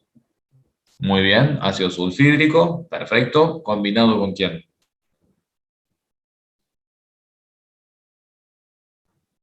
Con el hidróxido cuproso, exactamente. Muy bien, perfecto, chicos. Entonces, fíjense, de este sulfuro cuproso, si ustedes hacen las cuentas, van a ver que un mol de sulfuro cuproso tiene una masa de 159,16 gramos. De ese total, una parte le pertenece al cobre y otra parte le pertenece al azufre. ¿Cuánto cobre hay? Bueno, hay 2 moles de átomo de cobre. Cada mol de átomo de cobre tiene una masa de 63,55. 2 por esa masa me da 127. Entonces, si 159 es mi 100%, estos 127 gramos de cobre representan el 79,86% de cobre. Bien, eso es composición porcentual, simplemente, para que lo vayan recordando. Fórmula empírica y fórmula molecular. ¿Lo vieron en la parte teórica o no? Como para saber si lo desarrollamos o no hace falta. Fórmula empírica y fórmula molecular. ¿Lo estuvieron trabajando? Con sinceridad me dicen no hay ningún problema, si no lo hacemos acá. ¿No lo vieron? Perfecto. No nos hagan problema, chicos, lo vamos a desarrollar. Entonces acá, bien. ¿A qué hace referencia fórmula empírica y fórmula molecular? Como yo les estuve hablando hace un rato también de todo esto que estaba acá. Este es otro compuesto, Brandon, que nosotros no lo hemos visto porque tiene 2 metales presentes. Entonces, nosotros no lo hemos visto. Lo van a trabajar después en química inorgánica. ¿Bien? Son compuestos de otro tipo. Bien, sigamos entonces con fórmula empírica molecular. De paso, ya que estamos acá, que Brandon me había preguntado. Esto que ustedes ven acá, esto que ustedes ven acá, es la fórmula química para el compuesto. En algunas ocasiones nosotros no sabemos cuál es la fórmula química del compuesto, que esa fórmula química precisamente lo que nos dice es la relación de elemento a elemento. Nos dice que para formar, por ejemplo, un sulfuro cuproso necesito 2 moles de átomo de cobre con 1 mol de átomo de azufre. Esta es una relación única que le es propia para ese compuesto. Es decir, se trata de una relación que hace a la identidad química de ese compuesto. Y por eso a veces es muy importante tratar de ver cuál es esa relación. Lo que pasa es que en algunas circunstancias, en algunos ejercicios y en algunos ejercicios en la práctica profesional, no sabemos qué tenemos. Simplemente conocemos una composición y nosotros tenemos que armar la fórmula. Por ejemplo, fíjense en este ejercicio, lo que dice. ¿Cuál es la fórmula molecular de una sustancia cuya masa molar es 140? Entonces, bueno, primer dato importante. Nos está diciendo que ese compuesto tiene una masa de 140 gramos por mol. Lo primero para comenzar. Y nos dice que está compuesto de un 51,42% de carbono, 8,57% de hidrógeno y 40% de nitrógeno. Entonces, imagínense ustedes que están en el laboratorio, les llega una muestra, les dice que tiene esa masa de 140 gramos y que está compuesta 51% de carbono, 8,7% de hidrógeno y 40% de nitrógeno. ¿Qué vamos a hacer nosotros? Tenemos que armar de algún modo la fórmula carbono, hidrógeno, nitrógeno y ver cuánto hay para cada uno. ¿Cuál es la primera suposición que vamos a hacer? Si estamos hablando de composición centesimal, por el porcentaje que ustedes observan acá, si es composición centesimal, lo que vamos a hacer es suponer que tenemos un total de 100 gramos de muestra. ¿Bien? Porque vamos a hablar de una composición centesimal, son esos porcentajes. Entonces, ¿qué vamos a decir? Bueno, si tenemos 100 gramos de muestra, tendríamos 51,42 gramos que le pertenecen al carbono, 8,57 gramos que le pertenecen al hidrógeno y 40 gramos que le pertenecen al nitrógeno. Sí, siempre va a ser centesimal porque de ese modo se informan siempre los resultados en el análisis de calidad de toda muestra. Siempre se es por porcentaje, siempre es una composición centesimal. Entonces, fíjense una cosa, si yo digo que 51,42 gramos le pertenecen al carbono en esta muestra de 100 gramos, ¿qué voy a estar diciendo? ¿Puedo saber yo los moles de átomos de carbono si conozco los gramos de carbono específicos que tengo? ¿Qué les parece a ustedes? ¿Puedo saber desde la masa hasta los moles de átomos? Sí. ¿Cuál es la masa de un mol de átomo de carbono? 12 gramos. Muy bien. Entonces, si un mol de átomo de carbono son 12 gramos, 51,42 gramos que yo tendría acá serían 4,2811 moles de átomos de carbono. Y acá sí, anótenlo bien en grande, pero que es algo que me estuvieron preguntando, en los ejercicios de fórmula empírica molecular trabajen, si es posible, con la mayor cantidad de decimales que les arroja la calculadora directamente. Lamentablemente, en estos ejercicios, únicamente en estos, de fórmula empírica molecular, sí tienen que trabajar con 4 o 5 cifras significativas, y en el mejor de los casos, directamente con el número que les arroja la calculadora. ¿Estamos? Entonces, por ejemplo, acá tengo 4,2811 moles de átomos de carbono y lo dejo expresado así. Después, ¿cuánto es la masa de un mol de átomo de hidrógeno? ¿Cuál será la masa de un mol de átomo de hidrógeno? Un gramo. Si tengo 8,57 gramos, quiere decir que tengo 8,57 moles de átomos de hidrógeno. Y lo mismo con el nitrógeno. ¿Cuánto es la masa de un mol de átomo de nitrógeno? 14. Entonces, si tengo 40 gramos, tendré 2,8571 moles de átomos de nitrógeno. Entonces, ¿qué hicimos hasta acá? Simplemente evaluamos cuántos moles de átomo tendría de cada especie en función de los porcentajes que tengo acá. ¿Lo ven? Y ahora lo que hay que hacer es una reglita práctica matemática para tratar de disminuir un poco esos números. Lo que hacemos es lo siguiente. A cada uno de estos números que nos dio acá, lo vamos a dividir por el menor de ellos. En este caso, el menor de esos números es este, 2,8571.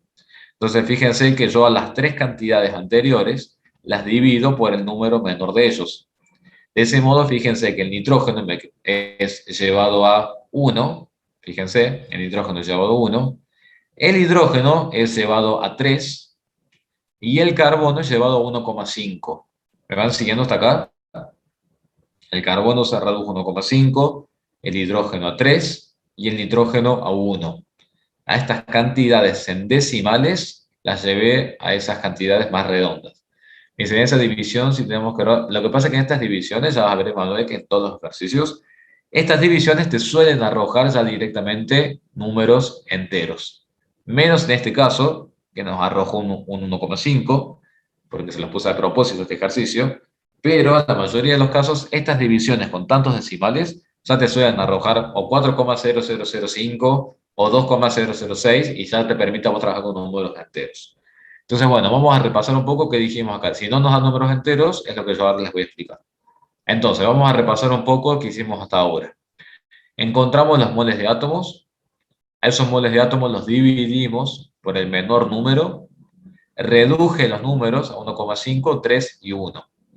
Esos números que ustedes ven acá, 1,5, 3 y 1, ya directamente van a venir a ser los moles de átomos que ustedes van a ubicar en su fórmula química. ¿Bien? Lo que pasa es que en la mayoría de los casos, acá ya les dan números enteros para que ustedes los puedan escribir acá. Pero en este caso en particular, que por eso yo se los escribí a propósito, fíjense que para el carbono les queda 1,5. Y a 1,5 yo no lo puedo escribir acá. ¿Lo ven? Acá nunca van números racionales. Acá siempre van números enteros. Entonces yo al 1,5, uno de los modos que tengo para convertirlo en un número entero es multiplicándolo por 2. Lo que pasa es que si yo 1,5 lo multiplico por 2 para llegar a 3, tengo que multiplicar por 2 a todos los otros números. ¿Lo ven?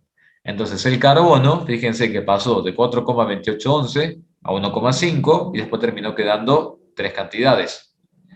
El hidrógeno pasó de 8,57 a 3 y después terminó quedando en 6 unidades. Y el nitrógeno pasó desde 2,85 a 1 y luego terminó quedando en 2 unidades. Esos números, entonces, son finalmente los moles de átomos que yo puedo escribir en mi fórmula química. ¿Cuál es el tema acá? Si yo tengo carbono 3, hidrógeno 6 y nitrógeno 2. Calculen la masa de todo eso. ¿Qué número les da la masa de todo eso? Sería 3 por 12 más 6 por 1 más 2 por 14. ¿Qué masa les da todo eso? ¿Cuánto les da ese cálculo? 70, muy bien, 70 gramos. ¿Y cuál era la masa que decía que tenía el compuesto según el ejercicio este? 140. Entonces quiere decir que hay algo acá. Que esta fórmula que encontré a lo mejor no es la fórmula definitiva del compuesto. ¿Bien? ¿Por qué? Porque la fórmula que yo encontré tiene una masa de 70 gramos y mi compuesto tiene una masa de 140 gramos. ¿Qué quiere decir eso? Que esta fórmula que nosotros acabamos de encontrar puede ser que sea una fórmula mínima o reducida de la verdadera fórmula. ¿Estamos? Eso hace referencia. Esta fórmula que acabamos de encontrar es una fórmula mínima, fórmula reducida de la verdadera fórmula. Esa fórmula mínima o reducida es la fórmula empírica del compuesto. ¿Bien? Es la fórmula empírica del compuesto. Nosotros tenemos que tratar de llegar a la fórmula verdadera del compuesto, que es la fórmula molecular del compuesto. Yo tengo 70 gramos acá. ¿A cuánto tengo que llegar? Para que llegara a la verdadera fórmula del compuesto. De 70, ¿a cuánto tengo que llegar? Tengo que llegar a 140. ¿Cómo hago para ir a 140? Y bueno, lo que habrá que hacer es, si tengo que ir de 70 a 140, es 70 por 2. Quiere decir que tengo que duplicar todo lo que está acá. ¿Lo ven? Entonces, en la fórmula verdadera de compuesto, en vez de tener 3 carbones, tendré que tener 6 carbonos, 12 hidrógenos y 4 nitrógenos. ¿Bien? ¿Lo pueden ver a eso que estamos diciendo? Acá me preguntan si puede ser simplificado. Ahí respondo a las preguntas que me hicieron antes. Vamos, regresemos acá. ¿Bien? Entonces, esta fórmula se llama fórmula mínima, fórmula empírica y esta fórmula molecular. ¿Qué pasa ahora? Supongamos, como están haciendo el ejercicio, y resulta que los números que encontraron acá, que ustedes escribieron después acá, ya la cuenta les da la verdadera masa del compuesto. ¿Qué quiere decir eso? Que directamente encontraron la fórmula molecular. Esto no es en todos los casos que sea así. ¿Estamos? Hay algunos ejercicios, como tienen después acá ustedes que lo van a ver ustedes, para el ácido sulfúrico, por ejemplo, en el cual, fíjense, los datos que nosotros encontramos ya eran directamente de la fórmula molecular. Es decir, la fórmula empírica es igual a la fórmula molecular. Encuentran al mismo tiempo la empírica que la molecular, como pasó acá con el ácido sulfúrico. ¿Bien? Y en otros ejercicios, no. En otros ejercicios ustedes tienen que ir de la empírica a la molecular. En algunos libros les hablo de la fórmula empírica multiplicada por un factor n. Bien, el factor n ustedes lo pueden encontrar haciendo la diferencia entre la verdadera masa del compuesto, que es 140, dividida la masa de la fórmula empírica, que es 70 en este caso. Eso les da 2, lo cual les indica que a toda esa fórmula la tienen que multiplicar por 2. Y ahí tienen todo el desarrollo. Bien.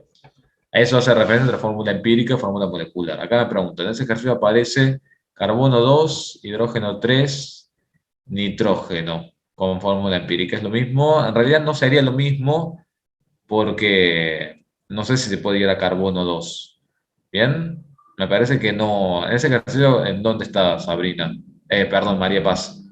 Ese ejercicio como carbono 2, hidrógeno 3, nitrógeno no me figuraría así. Por más que yo quiera simplificar, no se puede. En la guía 2021. Bien, lo voy a revisar y voy a ver, porque si es guía 2021 le pueden haber hecho algún cambio. Esto es del año pasado, pero no es lo mismo, porque si yo quisiera simplificar acá, tampoco podría, porque no son todos divisibles entre sí. Así que lo voy a revisar y voy a ver, me dice, se redondea solo el 1,5 a 2, a 3 en todo caso, porque no puedes llevarlo 1,5 a 2 así tan arbitrariamente. Lo tienes que llevar haciendo una multiplicación. Bien, entonces habría que tener cuidado ahí en eso del 1,5 a 2. Si a vos te queda 1,5, eso tiene que pasar a 3 o tiene que pasar a otro número entero. Bien, acá lo multipliqué por 2 únicamente para poder ir a un número entero. Si acá, no sé, fuera 1,25, a lo mejor no lo podría haber multiplicado por 2, porque si fuera 1,25 no llego después a un número entero. Si fuera 1,25 tendría que multiplicar por 4. ¿Me entienden lo que les digo? Ustedes tienen que tratar de llegar a números enteros. Claro, ya lo voy a revisar en la guía. Y se dan cuenta, Sabrina, por criterio. No hay reglas acá escritas ni ciencias exactas. Se dan cuenta por criterio. Si ustedes tienen 1,5, y bueno, tienen que multiplicar por 2 para llegar a 3. Si tienen 1,25, tienen que multiplicar por 4 para llegar al número entero que corresponde después. 1,25 por 4 es, si no mal tengo calculado yo, es 3 también, ¿no? Entonces, ustedes se dan cuenta por qué número tienen que multiplicar una cantidad fraccionaria o decimal para llegar a un número entero. Claro, exactamente. Si vos, en realidad no, Sabrina, o sea, no es que tengas que multiplicar por 2 sí o sí. Si vos tenés un número, vos sabés que tenés que multiplicarlo, no sé, por 4 o por 5, sea suficiente. Por ejemplo, si tienen 0,2, si tienen 0,2, ¿no multiplicarían por 2 para ver si llegan al número entero? Un poco de criterio, a ver ahí. Ah, 5, exactamente. Claro, exactamente. Si ustedes tienen 0,2, acá deja 0,2, no hace falta que multipliquen por 2 para darse cuenta que no van a llegar a un número entero. Si tienen 0,2, ¿por qué multiplicarían para ir a un número entero? Claro, por 5. Multiplican por 5 y llegan a ¿cuánto? A 1. ¿Estamos? Entonces, eso lamentablemente es cuestión de ahí, no lamentablemente, así tiene que ser, es cuestión de criterio cuando ustedes resuelven el ejercicio. ¿Estamos? Acá me preguntan exactamente, yo me equivoqué en un cálculo que había dicho antes, exacto. Y acá me habían preguntado otra cosa, que no recuerdo. Ah, tengo que, acá. La parte de llegar siempre a cantidades enteras, me preguntan acá. Es siempre que tengamos un número con comas, ya sea 1,3, 1,6 o 1,3, lo redondearíamos. En realidad, vos acá vas a llegar siempre a decimales, y eso siempre va a ser así. Vas a llegar a decimales con muchas cifras. Luego sí, acá vas a dividir por el menor de ellos para tratar de reducir esas cantidades y llegar a esto. En la mayor parte de los ejercicios, ya acá en esta instancia llegas a números enteros y empezás a escribir tu fórmula. Cuando no llegues a números enteros, no tenés que redondear absolutamente nada, sino que vos tenés que multiplicar por otro número para poder llegar al próximo número entero. Estamos, acá no hay que redondear nada. Únicamente está permitido, y entre comillas lo digo redondear, cuando, por ejemplo, vos haces esta división, o esta división si quieren, y les da 3,00002. O sea, obviamente ahí escribís 3. O, por ejemplo, acá haces esta división y te da 0,9995. Entonces, obviamente que ahí escribís 1. Pero de lo contrario, no tenés que redondear nada. Vos tenés que llevar el decimal al entero más próximo. Bueno, eso es una pregunta. Ya que me dice, siempre hay que buscar un número que multiplicando nos dé el número entero, el menor número entero al que se pueda llegar. Exactamente, así es, Emanuel. Y me preguntan cómo hago para llegar a la fórmula molecular. Bien, una vez que ustedes llegaron a su fórmula empírica, a su fórmula mínima o reducida, ustedes tienen que comparar entre la masa de esa fórmula y la masa del compuesto. Si la masa de la fórmula empírica coincide con la masa del compuesto, entonces la fórmula empírica es igual a la fórmula molecular y no hay que hacer más nada. De lo contrario, hay que tratar de llevar esa fórmula hacia otra fórmula para dar la verdadera masa. Lo que se hace es lo siguiente. Yo se los digo matemáticamente y después me gustaría que lo razonemos un poco. Matemáticamente, ¿qué quiere decir? Esta fórmula empírica la tengo que multiplicar por un factor n, de modo tal que me de llegar a la fórmula molecular. El factor n es la masa molar verdadera, 240, dividido la masa de la fórmula empírica, que es 70. 140 dividido 70 es 2. Quiere decir que toda esta fórmula la tengo que multiplicar por 2. Y por eso C3 me queda C6, H6 me queda H12 y nitrógeno 2 me queda nitrógeno 4. Eso es aplicando netamente la fórmula. Ahora, desde el punto de vista del razonamiento, me gustaría que lo veamos de este modo. Si yo tengo 70 gramos y quiero ir a 140 gramos, ¿no les parece que en realidad hay que duplicar todo lo que está acá? Y al duplicar todo lo que está acá, entonces C3 se convierte en C6, H6 se convierte en H12 y nitrógeno 2 se convierte en nitrógeno 4. Me dice, ¿qué pasa si n no da un número entero? No he visto casos de ejercicios de este tipo en los cuales no les dé un número entero. En el caso de que pase eso, ustedes al multiplicar por un número, no sé, 1,5, al multiplicarlo por los números que tengan acá, les tiene que quedar un número entero. Es decir, que de algún modo tienen que llegar a ustedes a un número entero.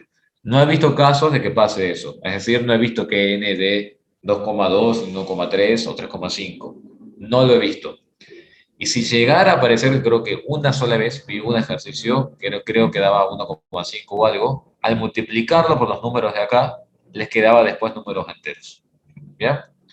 Acá me hacen una pregunta que dice, no entendí por qué multiplicar los tres números por dos. Bien, como esto está todo relacionado y uno va de la mano con del otro, porque fíjense que todo sale de los mismos cálculos, si yo una cantidad la afecto por otra cantidad, tengo que afectar a todos los números por la misma cantidad. Yo no puedo arbitrariamente decir que 1,5 pasa a 3, porque a mí se me ocurrió multiplicarlo por 2. Si yo decido multiplicar por 2, tengo que multiplicar por 2 en todos lados, para no alterar ni matemática ni químicamente al ejercicio. Y acá me dicen, tienen que ser los tres por el mismo número. Acá sí, en esta instancia que yo estoy marcando con el mouse, sí. Si yo a 1,5 necesito multiplicarlo por 2 para sacar 3, ese mismo 2 tengo que utilizarlo después en los otros números. Porque siempre, si hay alguno que no quede entero, es uno solo. No les va a pasar, porque yo no he visto ejercicios así tampoco, en donde sean varios números decimales. Va a ser uno nada más. Hay que tener que llevar entero. Me dice, no hay forma de que la masa de la fórmula empírica de menos que la... No, no, porque la fórmula empírica es siempre tu fórmula mínima, es fórmula reducida. En cambio, la fórmula molecular es la fórmula acrecentada. Por eso nunca la masa va a ser, la masa de la fórmula empírica va a ser mayor a la masa verdadera del compuesto. Siempre la masa de la fórmula empírica es menor a la masa verdadera del compuesto. Eso que quede claro. Y acá me dice, no, ya está. Bien. Fíjense el otro ejemplo que hay, que lo tiene con el ácido sulfúrico.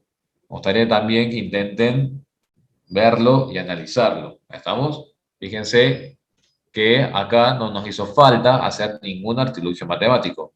Directamente al dividir por el más chico nos quedó 2, 1 y 4. No nos hizo falta multiplicar por nadie acá. ¿Bien? Para que vean que hay ejercicios más simples. Este ejercicio es un ejercicio difícil con complejidad que se los puse a propósito para que vean que están estos casos.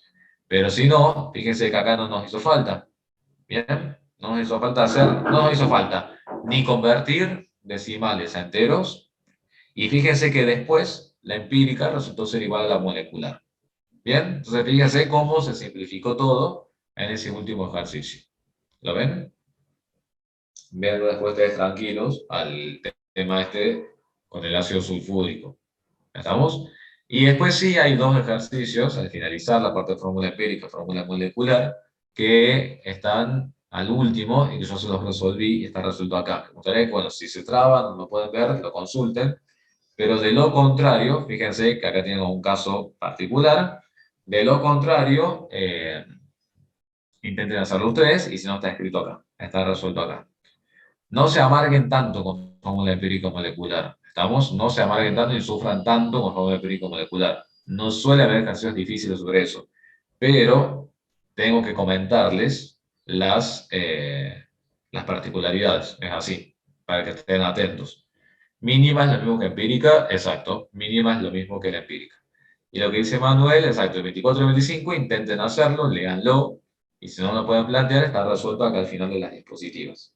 ¿Bien? Bueno, ¿algo que quieran consultar sobre eso?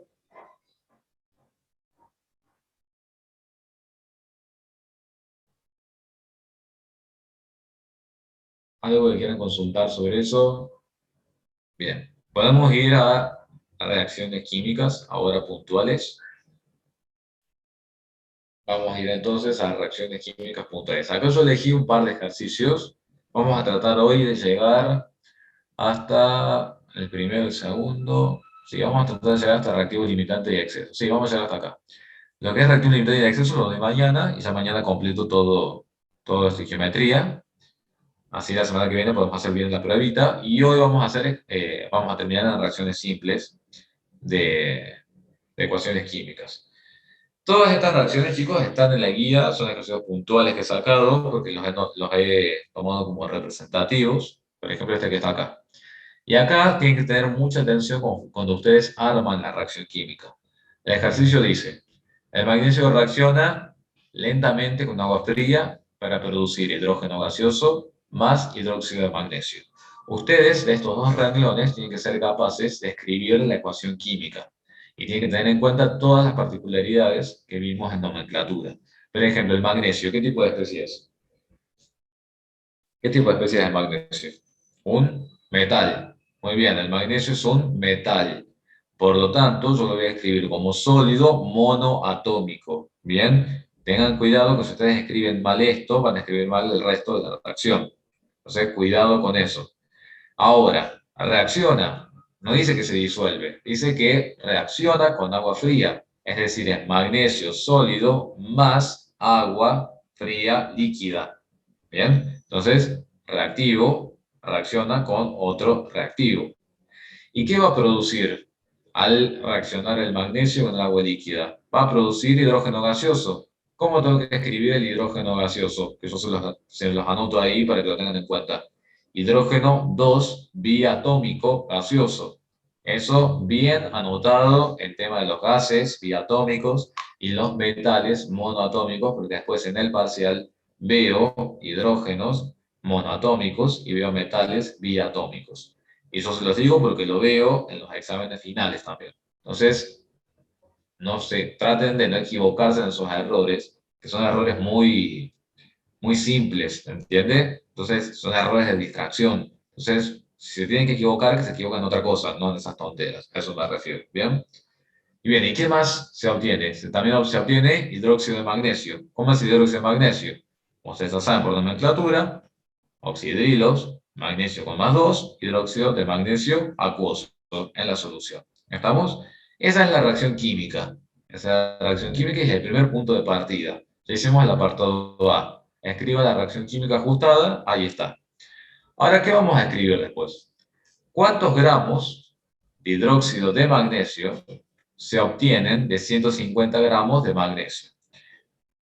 Mira, ¿a qué se refiere a la barra ajustada? Se refiere a que haya la misma cantidad de elementos de un lado como del otro lado. Eso es lo que tenemos que revisar justamente ahora antes de empezar a hacer las cuentas. Por ejemplo, ¿cuántos moles de átomo de magnesio hay del lado de los reactivos?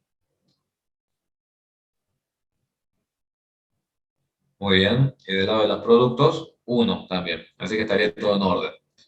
Ahora, ¿qué pasa con, no sé, con el hidrógeno? ¿Cuánto hidrógeno tengo de un lado? Bien, tengo 4 de un lado y tengo 4 de otro lado, porque tengo 2 acá y 2 acá. ¿Lo ven? Y con el oxígeno, ¿cuánto tengo de un lado y del otro? Tengo 2 oxígenos de este lado y 2 oxígenos de este otro lado. Ahora, fíjense que, en realidad, cuando nosotros escribamos esta reacción, ese 2 no va a estar. Porque ustedes, ¿qué van a escribir cuando escriban la reacción química? Van a escribir magnesio sólido más agua líquida, y va a dar hidrógeno gaseoso más hidróxido de magnesio. Y ustedes se van a dar cuenta después cuando escriban todo que acá les hace falta ese 2. ¿Por qué se van a dar cuenta de eso? Porque van a ver que de este lado tienen 4 hidrógenos y de este lado tienen 2 hidrógenos. Y van a ver también que de este lado tienen 2 oxígenos y de este lado tienen un solo oxígeno. Entonces ustedes se van a dar cuenta que acá les hace falta ese 2 para que la reacción química se encuentre ajustada o balanceada, también se le dice. ¿Bien? Ajustada o balanceada. Entonces eso es lo primero. Reacción química escrita y balance correctamente hecho. ¿Bien? ¿Alguna duda con eso? Mucho cuidado en esa parte de la reacción. Y ahora, me asocié una vez que escribimos exactamente. Lo primero que tienen que hacer siempre después de escribir la reacción química es balancearla o ajustarla. Si ustedes no hacen eso, lamentablemente el resto va a estar todo mal, chicos. Entonces, por eso, anótense bien en grande. Escriben la reacción química y después balancean la reacción química. ¿Sí o sí? ¿Estamos? Ténganlo siempre presente. Ahora, una vez que ya está la reacción química, ya está balanceada, puedo empezar a trabajar. Y nos dicen, ¿cuántos gramos de hidróxido se obtienen a partir o de 150 gramos de magnesio? Y acá les comento cómo trabajo yo y después cómo trabaja como ustedes quieren. Yo les comento cómo hago yo. Arriba, yo lo que escribo son las cantidades asociadas a lo que me dice la estequiometría de la reacción. ¿Qué es la estequiometría de la reacción? Fíjense en la tabla cuál es la masa de un mol de átomo, de un mol de magnesio. ¿Cuál es la masa de un mol de magnesio? En la tabla. 24, ¿bien? 24,3 gramos. Eso yo lo escribo arriba. ¿Bien? Eso es lo que me dice la reacción química balanceada. La reacción química balanceada también me está diciendo que de 24,3 gramos de magnesio sólido, ¿cuántos moles puedo obtener de hidróxido de magnesio? ¿Cuánto les parece? Según lo que dice la reacción escrita balanceada. ¿Cuántos moles de hidróxido de magnesio obtengo a partir de esa cantidad de magnesio? Uno solo. Muy bien. Ahora, si ustedes calculan la masa de todo esto, les va a dar 58,3. ¿Eso qué me está diciendo? Me está diciendo que 24,3 gramos de magnesio sólido me permiten obtener 58,3 gramos de hidróxido. Eso que está escrito acá, eso que está escrito acá arriba, es lo que yo llamo las cantidades estequiométricas de la reacción. Debajo, yo lo hago así, repito, un método que a mí me gusta hacer. Debajo yo lo que escribo son las cantidades reales que tengo de cada especie. Es decir, cuánto verdaderamente yo tengo en mi reactor químico. Es decir, si bien de magnesio la reacción me dice que voy a obtener 58,3 a partir de 24,3, la reacción real en mi reactor químico me está diciendo que cuánto tengo yo en realidad de magnesio. Tengo 24,3 yo de magnesio en mi reactor químico. ¿Cuánto tengo en realidad? ¿Cuánto tengo? Tengo 150, exactamente. En mi reactor, en la vida real, yo tengo 150 gramos. Entonces yo quiero averiguar cuánto se produce a partir de los 150. Entonces, ¿qué voy a decir? Si 24,3 gramos me permiten obtener 58,3, los 150 que yo tengo en la vida real, en mi reactor químico real, me van a permitir obtener 359,87 gramos de hidróxido. ¿Estamos? Y eso es un cálculo estequiométrico. Ahora, ¿qué me dice la segunda parte? ¿Qué me dice la segunda parte? Acá, el apartado B está hecho, no sé si lo hice. El apartado C. El apartado C tenemos que hacer ahora. El apartado B lo hicimos acá. El apartado A es la reacción química. ¿Qué dice el apartado C? Fíjense. ¿Cuántos átomos de magnesio se necesitan para producir 15 gramos de hidróxido de magnesio? Entonces, fíjense que estamos haciendo al revés. Acá, yo acá debajo escribía lo que tengo en la vida real para este reactivo, y acá me está preguntando al revés. Me está diciendo cuánto yo necesito de esto para producir 15 gramos de hidróxido de magnesio. ¿Por qué los 15 gramos los coloco debajo? ¿Qué piensan? ¿Por qué los 15 gramos los coloco ahí debajo? ¿15 gramos es una cantidad estequiométrica o es una cantidad real? 15 gramos es una cantidad real, exactamente. Bien, acá me preguntan cómo obtuve los 58,3 acá. Acá arriba lo que yo coloco son las masas estequiométricas, ¿bien? Es lo que me dice la reacción. La reacción me está diciendo que 24,3 gramos de magnesio me permiten obtener un mol de hidróxido de magnesio. Y un mol de hidróxido de magnesio, si ustedes hacen la cuenta, va a dar 58,3 gramos. Esos 58,3 surge de hacer la suma de la masa de magnesio, más dos veces la masa de oxígeno, más dos veces la masa de hidrógeno. De ahí salen los 58,3. ¿Estamos? Es la cantidad estequiométrica de la reacción. Es la masa molar estequiométrica de la reacción. ¿Lo ven a eso? ¿Cuánto escribirían acá arriba, por ejemplo?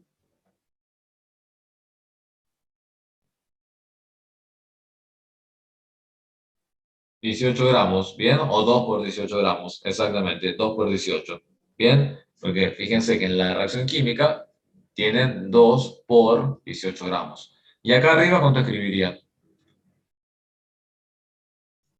2 gramos, exactamente. Son las cantidades estequiométricas. De ahí sale ese 58,3. ¿Cómo sería entonces en la apartado C? ¿Cuántos átomos de magnesio se necesitan para producir 15 gramos de hidróxido de magnesio? Veámoslo desde lo que dice la estequiometría.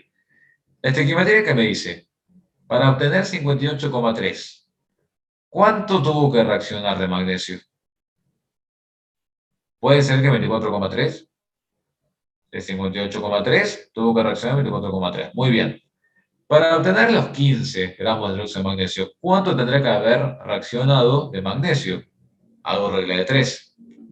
Si 58,3 se obtienen a partir de 24,3, 15 gramos de hidróxido de magnesio serán obtenidos a partir de 6,252. ¿Tiene sentido que sea menos? ¿Tiene sentido que sea menos cantidad? Sí, exactamente, porque yo estoy queriendo obtener menos cantidad. ¿Bien? Y ahora, ¿qué tengo que hacer? Exactamente, chicos. ¿Qué tengo que hacer ahora con esa cantidad? Yo tengo que saber cuántos átomos de magnesio me permitieron producir esos 15 gramos. ¿Qué tendré que hacer con esa cantidad que tengo acá? La tendré que llevar a átomos. ¿Bien? 24,3 gramos de magnesio. 24,3 gramos de magnesio. ¿A cuántos moles de átomo se corresponde de magnesio? ¿Me dicen si se puede hacer directamente con los átomos? Sí, se puede hacer directamente con los átomos. Muy bien. 24,3 gramos de magnesio se corresponden con un mol de átomos de magnesio. Y en un mol de átomos de magnesio, ¿cuántos átomos de magnesio hay?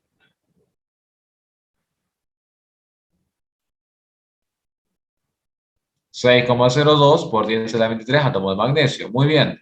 Entonces, si 24,3 gramos de magnesio son 6,02 por 10 a la 23 átomos de magnesio, los 6,25 que yo tengo acá serán 1,54 por 10 a la 23 átomos de magnesio. ¿Tiene sentido que sean menos átomos? Sí, muy bien, porque es menos la cantidad. Exactamente. Acá me están preguntando. En ese caso, solamente multiplicamos los números sin tener en cuenta el 10 a la 23. No, tienes que tener en cuenta todo. Para que todo salga perfecto y no haya equivocación por las dudas, multiplica todo. 6,25 por 6,02 por 10 a la 23 dividido 24,3. Por las dudas, escribí absolutamente todo. ¿Bien? Bueno, entonces, ¿qué tiene que quedar de este ejercicio? Primero, escribir bien la reacción, diferenciar bien cuál es la especie química, su estado de agregación. Arriba, escribir la cantidad estequiométrica. Debajo, escribir la cantidad real, lo que yo tengo en mi reactor químico. Y luego, si ustedes se fijan, todo y casi todo surge a partir de hacer reglas de tres simples. ¿Estamos? Bien. Vamos a hacer un ejercicio más. ¿Estamos en tiempo? Sí, estamos en tiempo. Bien, vamos a hacer un ejercicio más antes. Bien, estamos acá. Me dicen, por acción del agua, podemos hacer otro ejercicio, ¿no? Nos quedan 10 minutitos. Vamos a hacer este ejercicio y este, y vamos a cerrar para mañana ver reactivo limitante y reactivo en exceso. Bien, ¿qué dice este ejercicio? Por acción del agua sobre carburo de calcio se obtiene acetileno gaseoso. Entonces, nuevamente, acción del agua sobre carburo de calcio, reacción química. Agua más, bueno, acá con el carburo de calcio, chicos, también seguramente va a ser una especie de dato, porque esto es como decir nitruro, bien, nitruro de calcio, proviene también de casos especiales. No hablamos tanto de sal binaria en ese caso, sino que hablamos de nitruros y de carburos. Entonces, para que se queden tranquilos, si hay compuestos de ese tipo, le vamos a decir nosotros cuál es el compuesto. Entonces, acción del agua sobre carburo de calcio se obtiene acetileno gaseoso, lo mismo acetileno, una especie orgánica, también se las vamos a decir nosotros, y nos dice según y nos da la ecuación. Así que todo lo que indica que en este ejercicio ustedes tenían la ecuación química. Entonces tenemos carburo de calcio más agua, eso va a dar igual a acetileno gaseoso más hidróxido de calcio.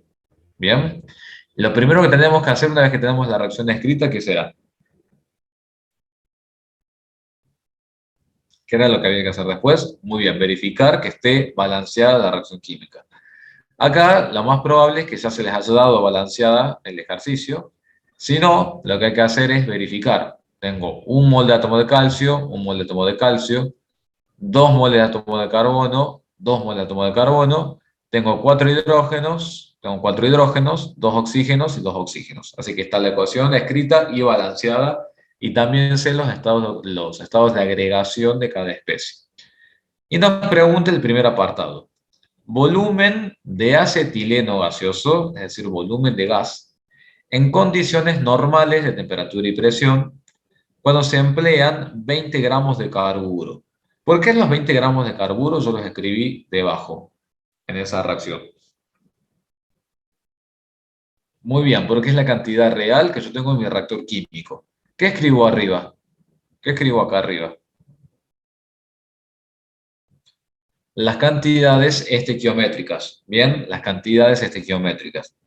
A mí me piden averiguar cuál es el volumen de acetileno que obtengo al emplear 20 gramos de carburo. ¿Qué me dicen las condiciones estequiométricas? 1 mol de carburo de calcio, ¿cuántos moles de acetileno me permite obtener? 1 mol de carburo de calcio, ¿cuántos moles de acetileno me permiten obtener? Uno solo, ¿bien? Si yo lo llevo todo a gramos o a masa, ¿qué voy a decir? 64 gramos de carburo de calcio, pero que es en la cuenta que yo hice, o sea, después revísenlo, me va a permitir obtener 26 gramos de acetileno. ¿Están bien las cuentas?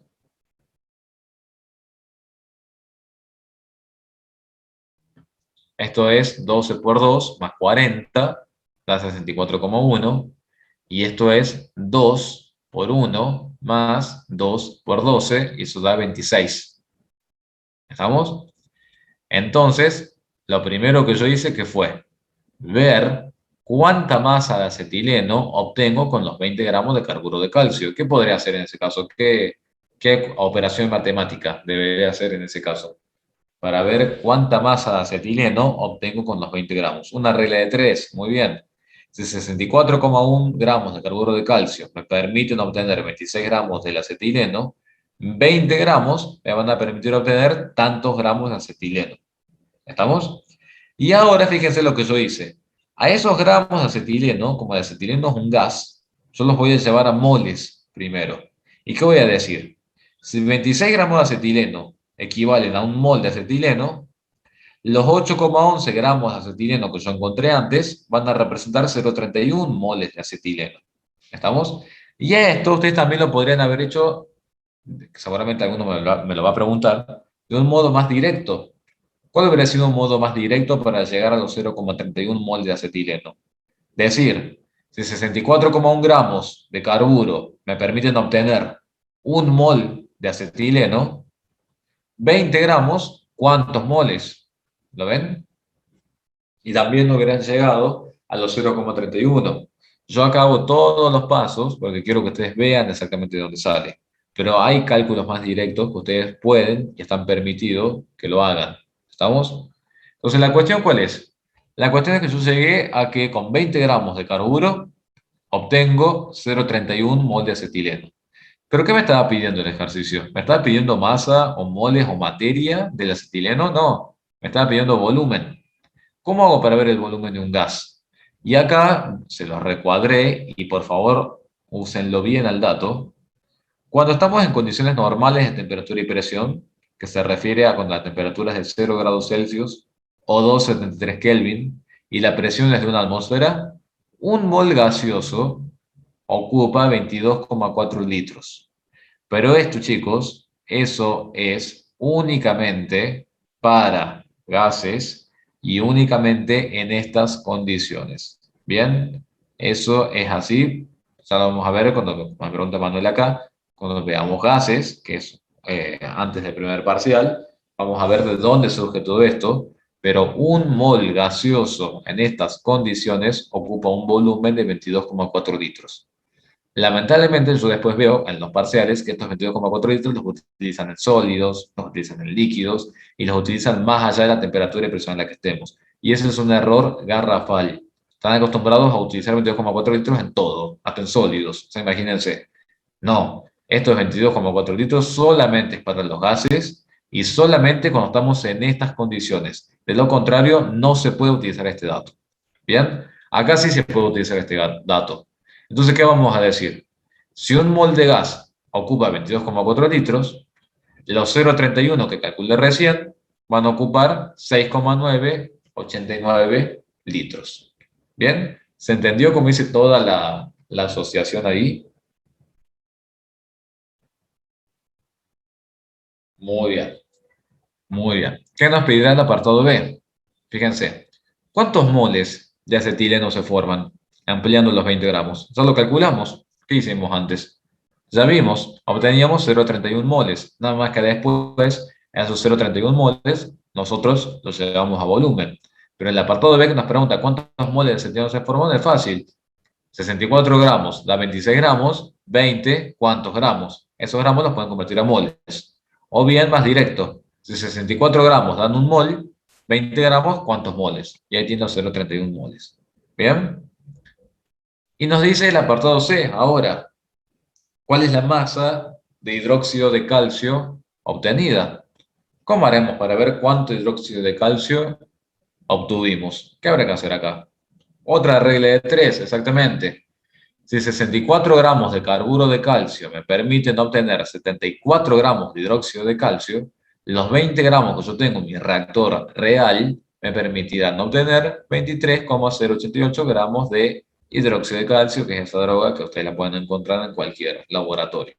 Bien, entonces cuidado cuando hacen la regla de 3, cuidado con lo que ustedes quieren ampliar y sobre todo cuidado cuando balancean, porque fíjense una cosa, estos numeritos que yo escribo acá arriba, que son las cantidades estequiométricas de la reacción, dependen fuertemente del balance que ustedes hacen. Es decir, que si ustedes no hacen bien el balance, les va a dar todo mal. Me dice, tiene más que ver con la relación que con el cálculo, profe. Exactamente, tiene más que ver con eso. Exactamente. Tiene que ver bien qué relacionan, qué cálculo hacen, pero no es tanto el número, es más bien la relación que ustedes eligen. ¿Bien? ¿Alguna duda con este ejercicio que acabamos de hacer?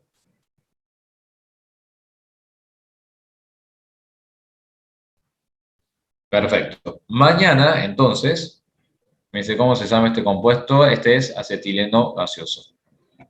Este es el acetileno, por eso nosotros lo decimos acá.